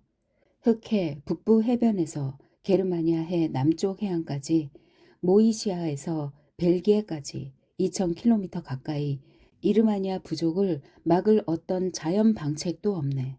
놈들을 막을 방법도 없고 약탈과 살상을 그만두라고 설득할 수도 없어. 종조부께서도 못하신 일이고 나 또한 집권 시기에 이루지 못했지. 때문에 국경을 강화해서 북방 속령들을 수호하고 궁극적으로 로마 자체를 보호할 필요가 있다네. 국경에서도 가장 중요한 지역은 북서쪽 라인강 바로 아래 지역이라네. 특히 비옥하고 풍요로운 땅을 보호하기 때문이지. 그래서 로마 제국을 수호하는 25개의 군단 중에서 150만 대군에서도 가장 노련한 고참병 5개 군단을 저 작은 지역에 할당한 걸세. 군단은 푸블리우스 퀸틸리우스가 통솔하고 있지. 아프리카 속주 총독이자 시리아 총독으로 성공적으로 임기를 마친 인물이야. 아무래도 쟤는 내 책임이 맞는 것 같으니 귀가 얇아 게르마니아의 통솔권을 바루스한테 넘겼으니 말일세. 아내의 먼 친척이고 과거 티베리우스한테 조금 도움을 준 적이 있었네. 지금껏 큰 실수를 여러 번 했네만 이번 처사도 그중 하나라네. 내 기억으로는 거의 모르는 자를 그런 고위직에 앉힌 유일한 경우였어. 북부 속령에 줘야 하고 미개적인 국경이건만 여전히 시베리아에서처럼 사치스럽고 느긋하게 살 수 있다고 생각한 거야. 그래서 병사들과도 떨어져 게르마니아 토호들과 어울려 지내기 시작했지. 물론 아첨에 능하고 성적 쾌락쯤이야 얼마든지 제공하려 드는 치들이라네. 이 간신배들의 우두머리가 바로 케루스키족의 아르미니우스라는 자였어. 한때 로마 군인으로 복무한 공으로 시민권을 얻었지. 태생은 야만족이나 라틴어에 비해 바루스의 신임을 얻은 뒤 차츰 뿔뿔이 흩어진 게르마니아 부족들에게 야심을 드러내기 시작했다더군. 그리하여 마침내 바루스의 신임과 허용을 확신하고 거짓 정보를 제공하기 시작했지. 오지의 부족 카우키와 브룩테리가 반란을 일으켜 남쪽으로 쳐들어와 속령 국경을 위협하고 있다고. 바루스는 오만하고 섣부른 자라 다른 사람의 조언은 아예 듣지도 않았네. 그리고는 급기야 베저강의 여름 기지에서 세계 군단을 빼내 북쪽으로 향했지. 아르미니우스의 음모는 아주 교활했어. 바루스가 군단을 이끌고 숲과 습지를 지나 렘고로 향할 때였네. 야만 부족들은 아르미니우스한테 미리 정보를 듣고 대비를 하고 있다가 악정 고투 중인 군단을 덮쳤지. 로마군은 기습에 당황한 데다 울창한 숲과 비, 습한 땅에 고전한 터라 제대로 저항도 하지 못하고 전멸당하고 말았지. 사흘도 채 되지 않아 병사 1만 5천 명이 학살당하거나 포로가 되었다네. 야만인들은 병사들 일부를 생매장하고 일부는 십자가에 매달았지. 일부는 야만 사제들에게 주었는데 사제들은 포로들의 목을 잘라 신성숲 나무마다 걸어 놓았어. 북방 신들에게 제물로 바친 거라네. 기껏 100명도 되지 않은 병사들이 숲을 탈출해 재앙을 보고했네. 바루스는 살해당하거나 자결했을 텐데 어느 쪽인지는 아무도 모르더군.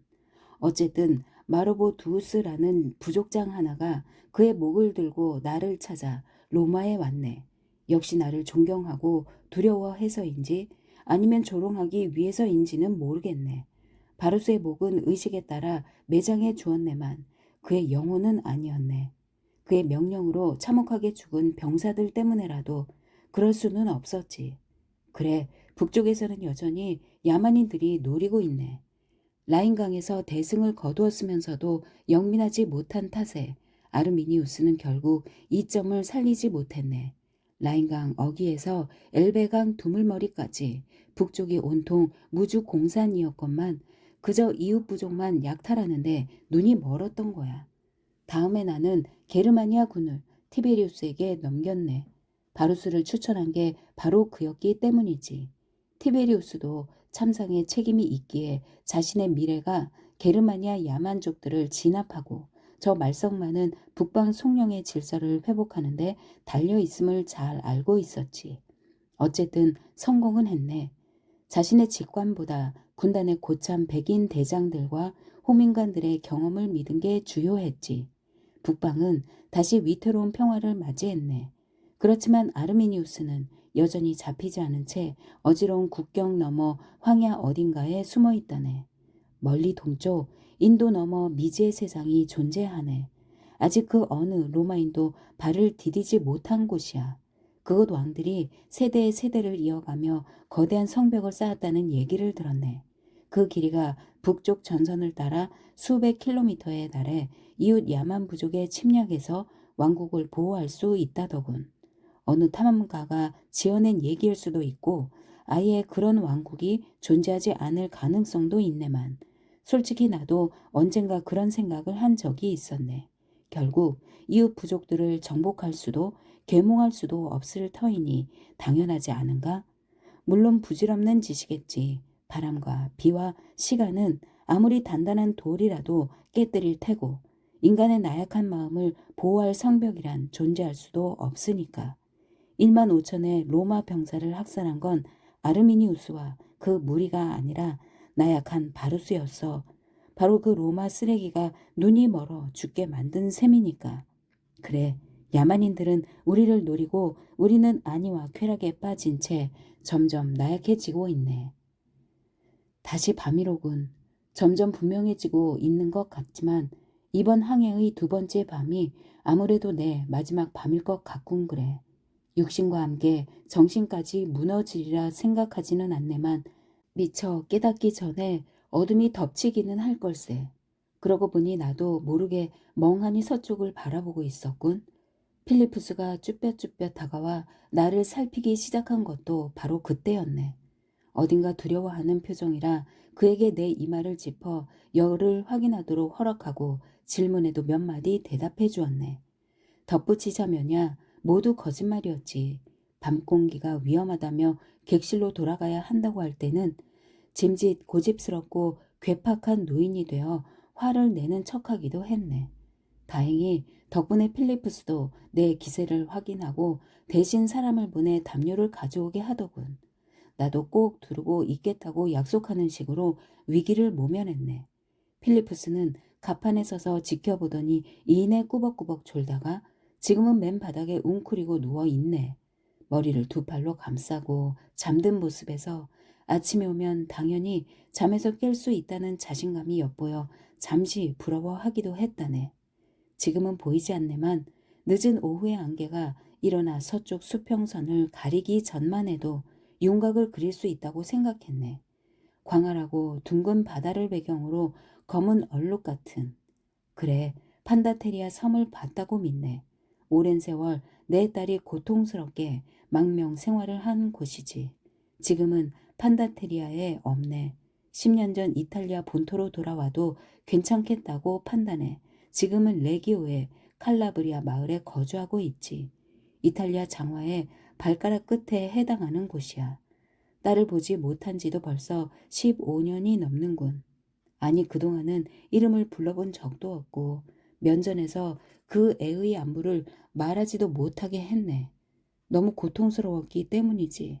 결국 그 침묵은 또 다른 굴레가 되어 내 삶을 새로운 역할에 얽매고 말았다네. 자네도 알겠지만 30여 년 전 결혼법을 공표하고 원로원이 제정해 주었네. 당신은 나도 어쩔 수 없어 이율 배반적으로 활용했네만 이제 적들도 그 모순을 들여다보면서 즐거워하는 듯 보이네. 심지어 내 친구들도 법의 존재를 불편해 하더군. 호라티우스가 언젠가 한 말도 그랬네. 법이 인간의 내밀한 열정까지 금할 경우 무기력해질 수밖에 없다. 오로지 시인이나 철학자처럼 아무런 힘도 가하지 못하는 사람만이 인간의 영혼을 향해 가치 있게 행동하라 말할 수 있다고. 그래, 친구들도 정적들도 옳을지도 모르겠어. 그 법은 사람들에게 가치를 부여하지 못했네. 과거 보수적인 귀족 세력에 영합하기 위해 만들었네만 사실 내가 얻은 정치적 이득도 단편적이었네. 결혼법과 간통법을 지키리라 생각해 본 적은 없네. 나도 지키지 않았고 친구들도 마찬가지야. 베르길리우스는 뮤즈에게 기도해 아이네이스를 썼지만 그렇게 소환하면서도 정말 그녀를 믿은 것은 아니라네. 그냥 시를 시작할 때 자신의 의도를 발표할 때 그렇게 하라고 배웠을 뿐이었지. 그놈의 법들은 지키라기보다는 마음에 품으라고 만든 것들이야. 미덕이라는 관념이 없으면 미덕의 가능성도 없고 미덕의 관념을 효율적으로 만들려면 법으로 묶어야 한다고 믿었지. 물론 실수였네. 세상은 시가 아니야. 그 법은 원래 의도한 목적을 이루지 못했어. 결국 나한테 도움이 되기는 했네. 그런 식으로 이용하게 될 줄은 상상도 못했지. 아무튼 그 이후로는 그 법을 괜히 공표했다 불평할 수도 없었다네.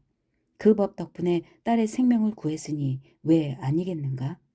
나이가 들수록 세상이 의미가 없어질수록 세월을 버텨낸 힘에 대해 서까지 점점 회의가 든다네. 인간이야 운명을 향해 발버둥 친다지만 신들은 분명 그런 미천한 존재들한테 관심조차 없다네. 신탁도 모호하기 짝이 없기에 결국 그 예언도 직접 뜻을 헤아려야 하지. 사제 노릇을 할 때도 난 짐승 수백 두를 잡아 내장과 간을 실험했고 그 결과 설령 신들이 실존한다 해도 인간사에 개의치 않는다는 결론을 내렸네. 그래서 내가 사람들한테 로마의 고대 신을 따르라 부추겼다면 그건 종교적 신념이 아니라 필요 때문이었다네. 그런 힘 따위는 오히려 개개인에게 넘쳐나네.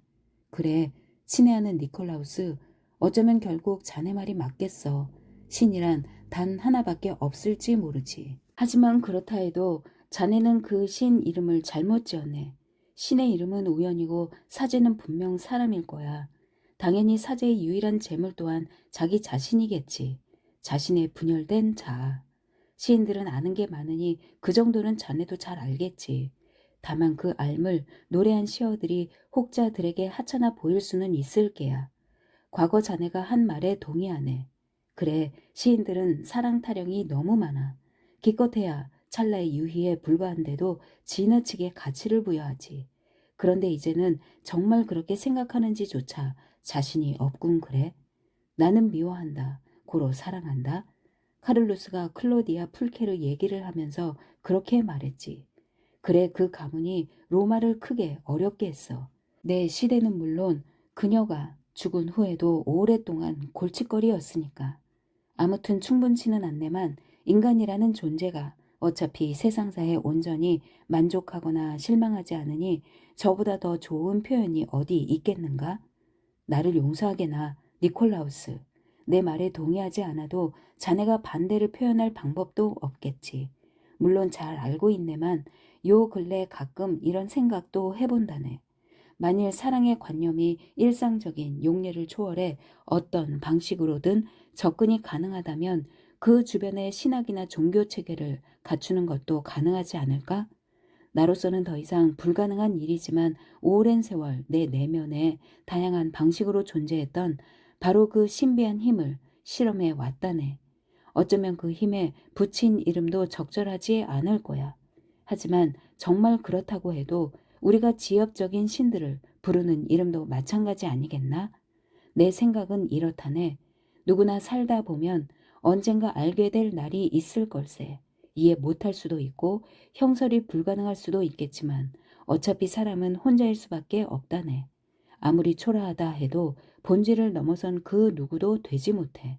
나는 지금 말라빠진 정강이, 쭈글거리는 손, 세월에 얼룩지고 처진 살갗을 보고 있네. 한때 이 육신이 그 자체에서 벗어나 타인의 육신에서 위안을 찾으려 했다니 우습기까지 하군. 다른 사람들도 마찬가지겠지. 혹자는 쾌락의 찰나에 온 생을 걸고는 육신이 말을 듣지 않으면 괴로워하고 외로워하지. 그들이 고통스러워하는 이유는 육신이 아는 것이 오로지 쾌락뿐이건만 그 쾌락이 어떤 의미인지조차 모르기 때문이야. 오히려 우리 믿음과 달리 성애란 그 무엇보다도 이타적이라네. 타인과 하나가 되어 스스로를 탈피하려 하기 때문일세. 그 때문에 대부분 가장 저급하다고 여기네만 성애도 언젠가 죽을 수밖에 없네. 성애가 더욱 중요한 이유는 우리가 그 사실을 알기 때문이야. 하지만 일단 그 사실을 깨닫는 순간 우리는 더 이상 자아에 갇히지도 자아 속으로 쫓겨나지도 않는다네. 하지만 혼자로는 부족해. 지금껏 남자들도 많이 사랑했지만 여자를 사랑하는 만큼은 아니었어. 로마에서는 지금 유행처럼 소년을 사랑하네. 자네도 목도하고 실로 의아했을 걸세. 어쩌면 역겹기까지 했겠지. 당연히 내가 그런 식의 변태 행각을 용인해 놀랐을 테고. 아니 모두 허용하면서도 나 자신이 개입하지 않아 더 놀랐을지 모르겠군. 동성애는 내가 볼 때 육체적 쾌락에서 자유로울 수 있는 최선의 방법이었네. 동성애 몸을 애무하는 것은 자기 자신을 애무하는 것과 같기 때문이야. 요컨대 자아의 탈출이 아니라 자아로의 구속이라는 뜻이라네. 친구를 사랑할 경우 자신을 타자화할 수 없어. 온전히 자신으로나마 될 수도 없고 되어 본 적도 없는 자아의 신비를 관조해야 하지. 아이를 향한 사랑은 이 신비에서도 가장 순수한 형식이라네. 아이의 내면에는 상상도 하지 못할 잠재력이 많은 데다 가장 극단에 있는 자아가 관찰자로부터 분리되기 때문이라네. 내가 수양 아들과 손주들을 사랑하니까 나를 아는 사람들이 무척 신기해 하더군. 아마도 평소 이성적인 남자의 방종이자 책임감 있는 아비의 감성 정도로 여겼을 거야. 하지만 내 관점은 달랐네. 몇 년 전 어느 날 아침 사크라 가도를 따라 원로원으로 걸어갔을 때였지. 바로 내 딸에게 추방령을 내리는 날이었는데 도중에 누군가를 만났네. 히르티아, 옛 유모의 딸이었지. 히르티아는 그 옛날 자기 자식처럼 나를 돌보아주고 그 공덕으로 자유를 얻었어.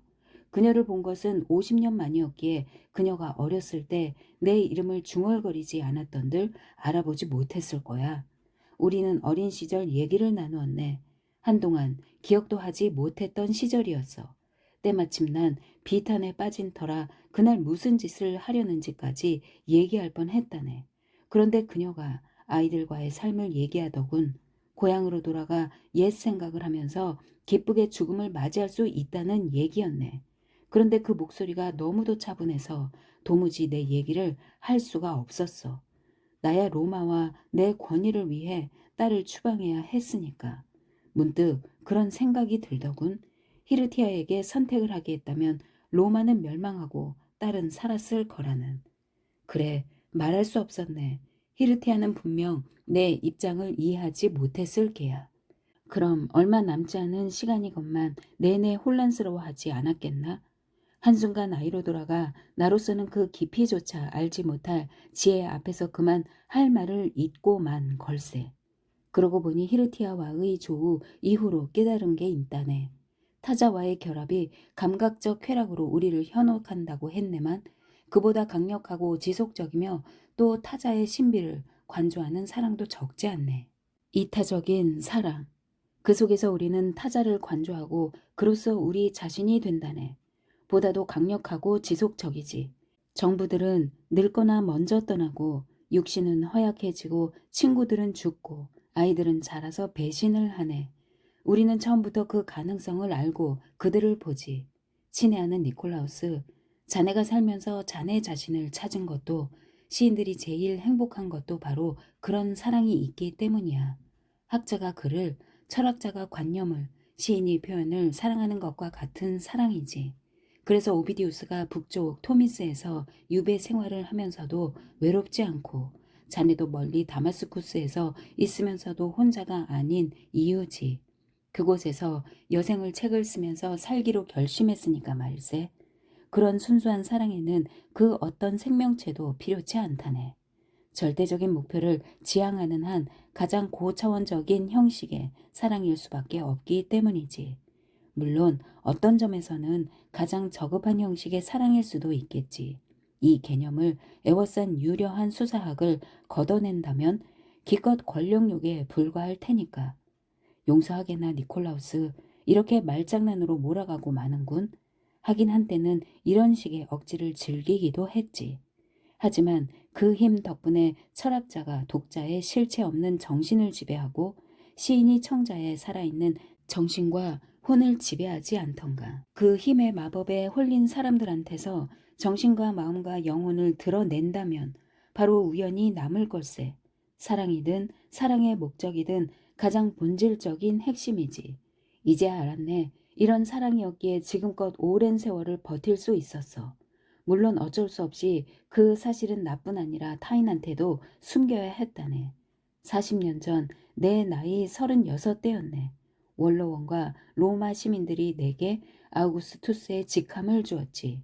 25년 후 61살엔 딸을 로마에서 추방한 공로로 원로원과 시민은 나를 조국의 아버지라 칭했어. 아주 단순하고 적절한 처리였지. 딸을 다른 딸과 바꿔치기 한 격이니까. 물론 수양딸도 교환 사실을 아주 잘 알고 있었네. 서쪽 어둠 속에 판다테리아 섬이 놓여있네. 율리아가 5년을 살았다는 작은 빌라는 지금 비어있고 돌보는 사람도 없다네. 내가 그렇게 지시했지. 지금은 날씨와 세월에 무방비 상태이니 몇 년 후에는 무너지기 시작하고 다 그렇듯 시간이 데려갈 걸세. 내가 목숨을 구해줬으니 율리아도 내 죄를 용서했으면 좋겠구먼. 그 애가 내 목숨을 앗아가려 한 것도 이미 용서했으니 말일세. 자네도 들었겠지만 그 소문은 사실이라네. 내 딸은 반역자 일당이었고 남편을 암살하고 나를 살해하는 게 음모의 최종 목표였어. 그래서 오랫동안 무용지물이었던 결혼법을 들어서라도 유배에 보낼 수밖에 없었네. 그렇지 않았다면 남편 티베리우스가 반역죄로 재판에 세워 기어이 사형에 처하고 말았을 걸세. 내 딸이 자기 죄를 어디까지 인정했을지 궁금하긴 하네. 마지막으로 봤을 때 율리우스 안토니우스가 죽었다는 소식에 그저 당혹스럽고 슬펐을 테니 아무 말도 할 수 없었겠지. 지금으로서는 죄를 인정하지 말고 그저 열정의 노예가 되어 인생을 망쳤다고 믿으며 살았으면 좋겠군. 정말로 반란의 공모자가 되어 아버지를 죽이고 로마를 파괴하려 했다고는 나도 믿고 싶지 않다네. 전자라면 허락했겠지만 두 번째는 도저히 용납이 안 돼. 내 딸에 대해서라면 더 이상 원망도 없다네. 비록 반란에 참여했다고는 하지만 율리아는 언제나 아버지를 사랑하는 아이였어.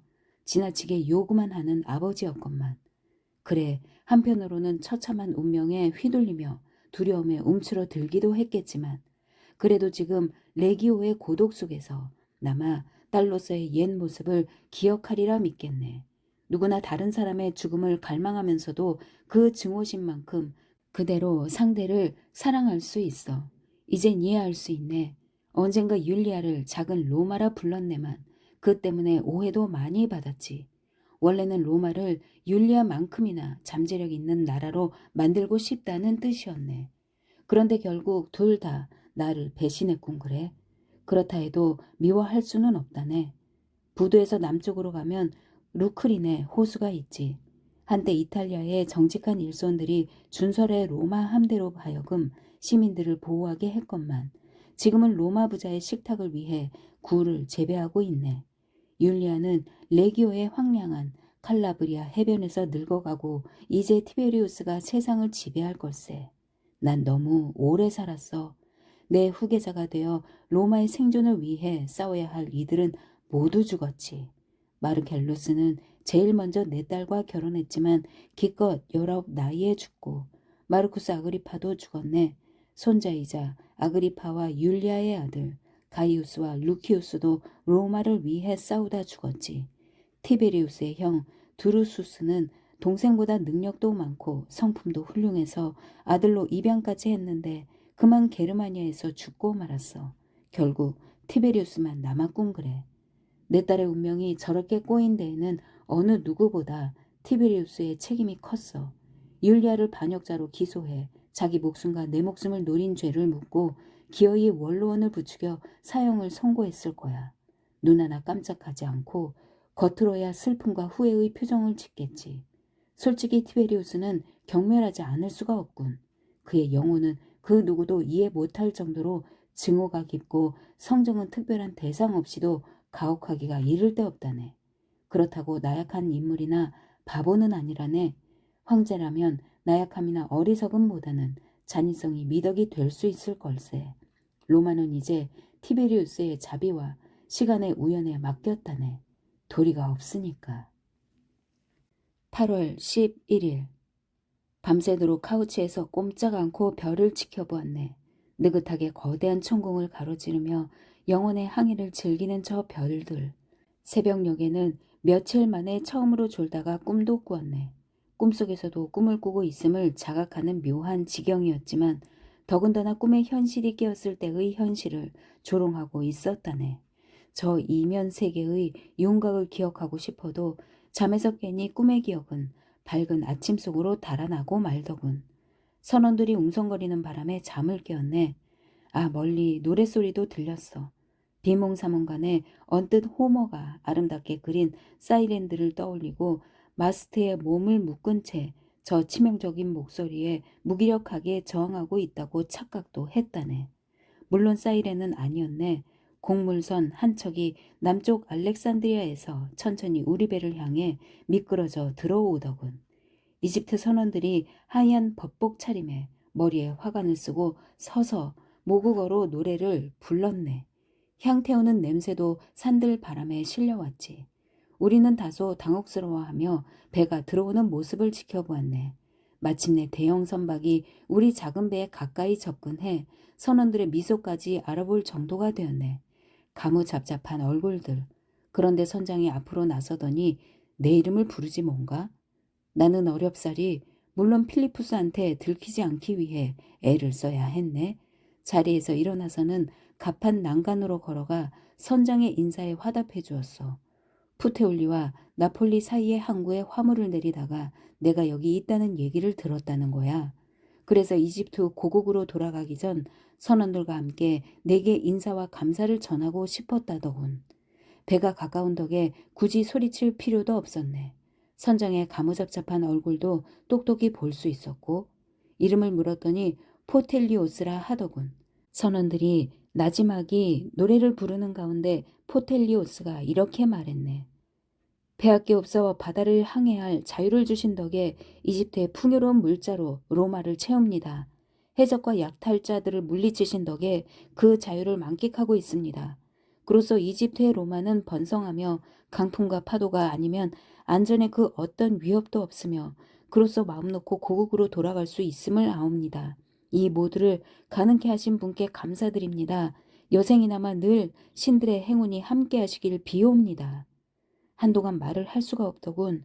포텔리오스의 라틴어는 어색하지만 알아들을 수는 있었네. 30년 전이라면 민중 그리스어로 얘기했을 테니 이해하기가 어려웠겠지. 나는 선장의 감사에 화답하고 선원들에게 몇 마디 말을 해주고 필리푸스를 시켜 선원 모두에게 약간의 금을 나눠주게 했지. 그리고 카우치로 돌아와 거대한 화물선이 천천히 기수를 돌려 남쪽으로 떠나는 모습을 지켜보았네. 돛이 바람에 불룩해지자 선원들은 손을 흔들며 좋아하더군. 이제 안전하게 고향으로 항해를 하러 갈 테니 왜 아니겠는가? 이제 우리도 남쪽으로 떠나네. 배가 작은 탓에 파도에 따라 춤을 추는군. 햇빛이 하얀 포말에 걸려 반짝이고 파도는 배의 좌우를 부드럽게 때리며 속삭이네. 청록색 바다도 유난히 즐거워 보인다네. 이제 나도 자위할 수 있겠어. 결국 내 삶에도 어느 정도 균형과 의미가 있었던 게야. 내 존재가 이 세상의 해보다는 복이 되었다면 나도 기꺼이 떠날 수 있네. 로마의 질서가 온 세상에 만연하네. 게르마니아 야만 부족들은 북쪽에서, 파르티아는 동쪽에서 호시탐탐 기회를 노리겠지. 국경 너머로도 아직 알지 못하는 적들이 있을 걸세. 로마가 그들의 먹이가 되지 않는다 해도 끝내는 더 지독한 야만인, 아무도 피하지 못할 폭군인 시간에 먹히겠지. 그래도 당분간은 로마의 질서가 유지될 거야. 이탈리아의 주요 마을, 로마의 식민지, 로마의 송령, 라인강과 다뉴브 강에서 에티오피아 국경까지, 스페인과 갈리아의 대서양 해안에서 아라비아 사막, 그리고 흑해까지 어디든 나는 온 세상에 학교를 세워 라틴어와 로마어를 익히게 하고 그 학교들이 번성하도록 지원했네. 로마의 법이 송령의 무자비한 풍습을 다스리고 그 반대로 송령의 풍습을 들여와 로마의 법을 보완했지.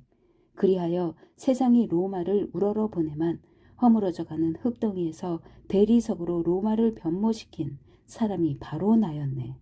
지금껏 투덜댄 절망도 비로소 내 위협에 비하니 하잘것없어 보이는구먼. 로마는 영원하지 않겠지만 상관없어. 로마가 무너져도 상관없고 야만 부족들이 쳐들어와도 개의치 않겠네. 로마는 이미 존재했으니 앞으로도 완전히 죽지는 않을 걸세.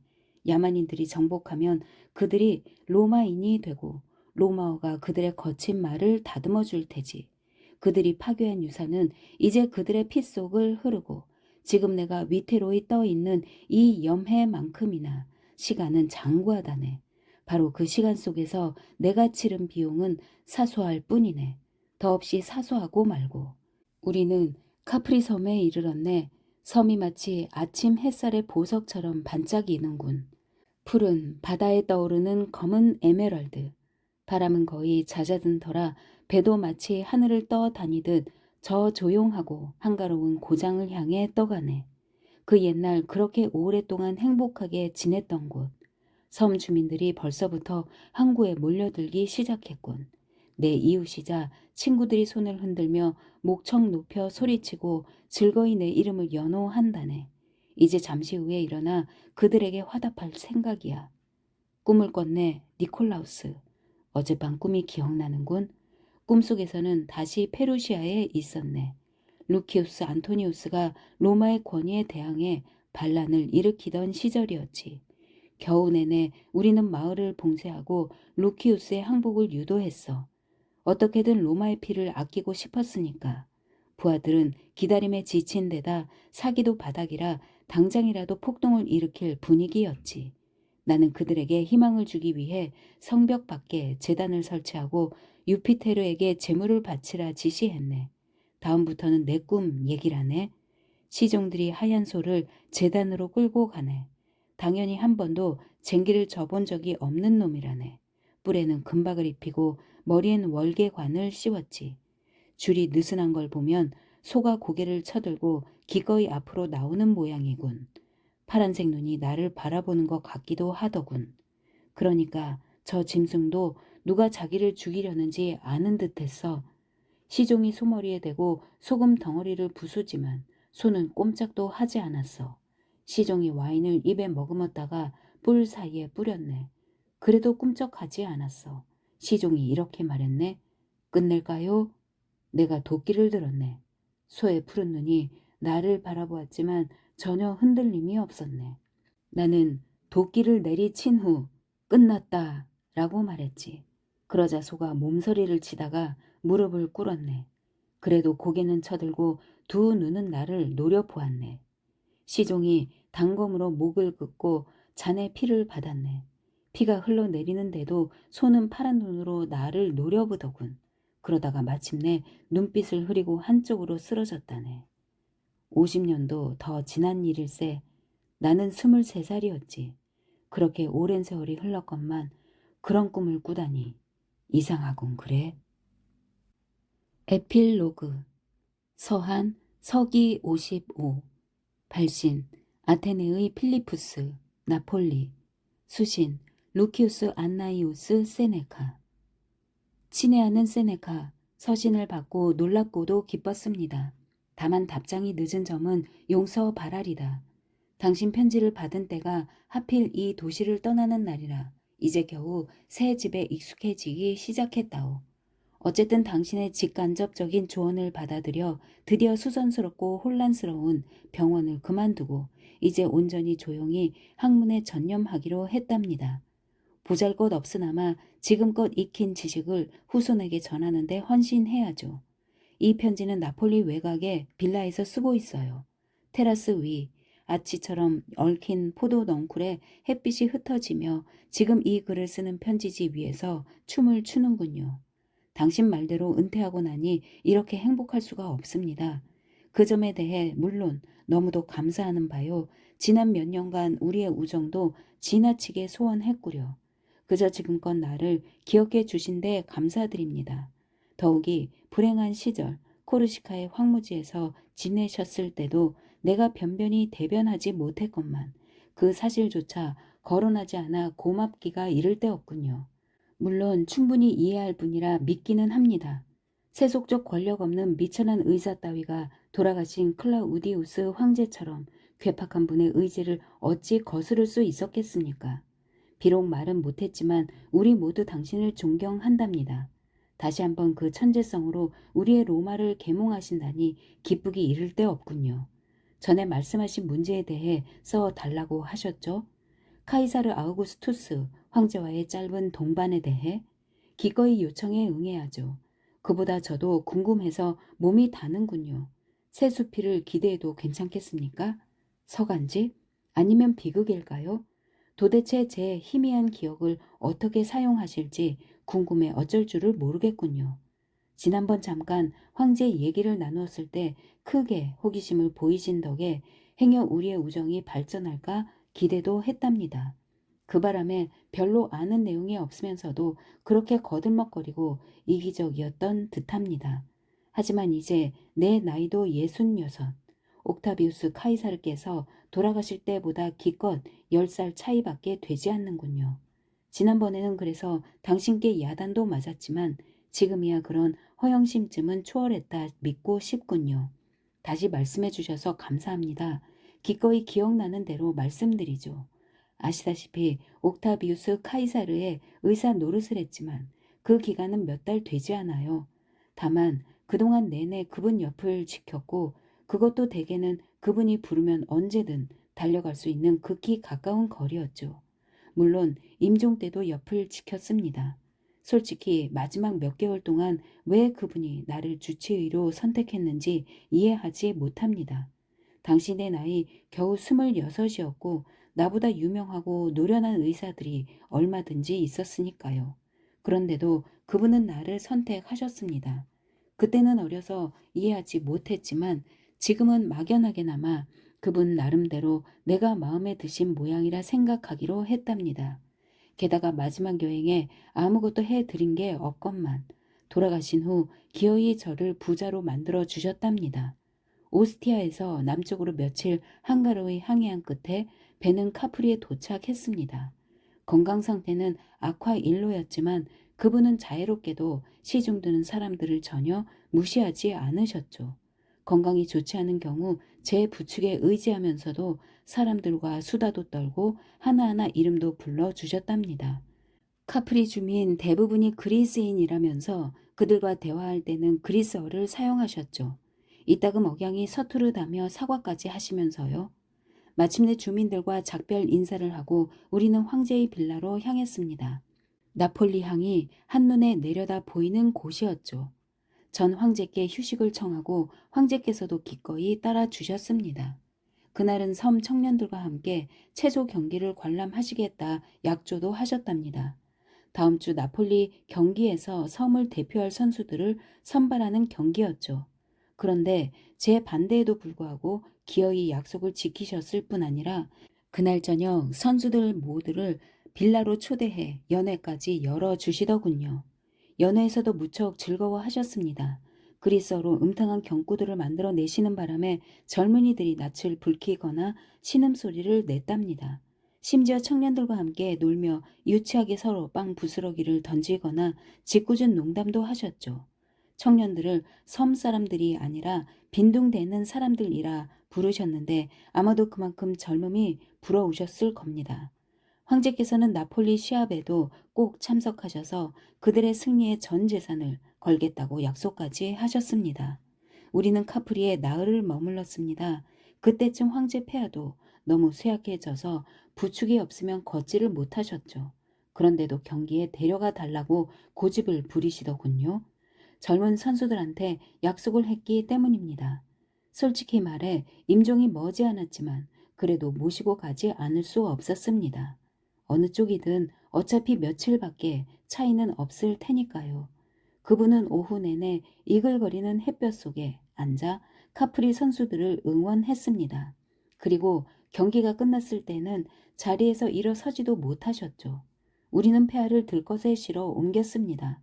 그런데 갑자기 놀라의 옛집에 가고 싶다고 하시더군요. 불과 25km 거리라 저도 동의했고 다음날 새벽녘에 그곳에 도착했죠. 임종이 가까웠음을 알기에 베네벤토에 사신을 보냈습니다. 예, 리비아와 그녀의 아들 티베리우스가 며칠 전부터 그곳에 머물고 있었죠. 폐하의 지시에 따라 티베리우스는 절대 들이지 않았습니다. 다만 마지막 임종을 몇 시간 동안 지켜봤다고 소문을 퍼뜨리게 했죠. 돌아가시던 날 아침 저를 부르시더군요. 필리푸스, 이제 때가 됐지? 그분의 태도로 보아 절대 거짓말을 할 수는 없었습니다. 그 누가 확신하겠습니까만, 예, 폐하, 때가 되었습니다. 조용히 고개를 끄덕이시더군요. 그럼 마지막 의무를 수행해야겠다. 당시 친구라고 부를 사람은 아무도 없지만 그래도 로마의 지인들이 그의 소식을 듣고 서둘러 놀라로 건너왔습니다. 폐하는 그분들을 모두 들라하고는 작별 인사를 고한 뒤 권력 승계가 평화롭게 이루어지도록 잘 도와달라고 부탁도 했습니다. 티베리우스를 지지해달라는 부탁도 잊지 않으셨죠. 누군가 흐느껴 울기 시작했지만 폐하는 얼굴을 찡그리시며 나무라기도 하셨죠. 내가 만족한다는데 울다니 무례하구나. 그때 리비아와 단둘이 있고 싶다고 하셔서 저도 방을 나가려는데 손짓으로 그냥 있으라 하시더군요. 리비아와 얘기하는 도중 폐하는 급격히 상태가 나빠졌습니다. 그가 손짓을 하자 리비아가 무릎을 꿇고 그의 뺨에 입을 맞추었죠. 당신 아들, 당신 아들. 그가 말을 하려다가 잠시 가쁘게 숨을 쉬었죠. 턱까지 축 늘어졌습니다. 그러다가 마지막 의지를 짜내신 듯 어느 정도 힘을 회복하시더군요. 우리가 서로를 용서할 필요는 없소. 결혼이 다 그러니까. 그래도 다른 사람들보단 좋았잖소. 폐하께서 다시 침대에 쓰러지셔서 제가 화들짝 달려갔습니다. 아직 숨을 쉬시더군요. 리비아는 그의 뺨을 어루만지고 잠시 옆에서 서성대다가 방을 나갔습니다. 잠시 후 폐하께서 갑자기 눈을 뜨시더니 저를 부르시더군요. 필리푸스, 내 기억 이제 아무 소용이 없구나. 그리고 한동안 정신이 오락가락 하시는 듯 했습니다. 갑자기 소리까지 지르시더군요. 젊은이들이 기어이 우승할 거야.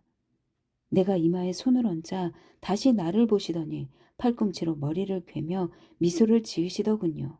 그리고 눈에 초점이 흐려지고 한번 몸을 실룩이시더니 기어이 옆으로 쓰러지셨습니다. 가이우스 옥타비우스 카이사르 아우구스투스 황제는 그렇게 세상을 떠났습니다. 8월 19일 섹스투스 폼페이우스와 섹스투스 아플레이우스 집정관 시기 오후 3시였죠. 72년 전 생부 옥타비우스가 임종한 바로 그 방이었습니다. 옥타비우스가 다마스쿠스의 친구 니콜라우스에게 쓴 편지에 대해 한마디만 더 하겠습니다. 편지는 제가 맡아 전하기로 했습니다만 나폴리에 가보니 니콜라우스 본인도 2주 전에 세상을 떠났더이다. 폐하께는 소식을 전하지 않았습니다. 당시만 해도 옛 친구가 마지막 편지를 읽으리라는 생각에 즐거워하셨으니까요. 그리고 몇 주 후 영의 율리아가 레기오 연금 생활 중에 세상을 떠났습니다. 소문에 따르면 전 남편 티베리우스 황제가 굶어 죽게 만들었다고 합니다만 사실인지는 모르겠습니다. 누구도 알 수가 없겠죠. 옥타비우스 카이사르의 장기 집권에 대해 평가절하하는 요즘의 세태는 젊은 시민들의 유행이다시피 합니다. 아니 30의 이상 그랬죠. 그리고 폐하 당신도 숨을 거두기 전 자신의 업적이 모두 부질없다 생각하셨죠. 하지만 그가 건설한 로마 제국은 티베리우스의 폭정을 견디고 칼리큘라의 극악무도한 폭력과 클라우디우스의 무능력까지 모두 이겨냈습니다. 이제 새 황제를 맞이할 때입니다. 바로 선생께서 어렸을 때 지도하셨고 지금도 그 곁을 지키시는 분이라 들었습니다. 신임 황제께서 선생의 지혜와 미덕을 후광으로 통치하시리라는 사실에 먼저 감사드립니다. 네로 휘하에서 로마가 마침내 옥타비우스 카이사르의 꿈을 실현하기를 신들께 간구해 봅니다. 로마 노샘프턴 덴버에서 1967-1972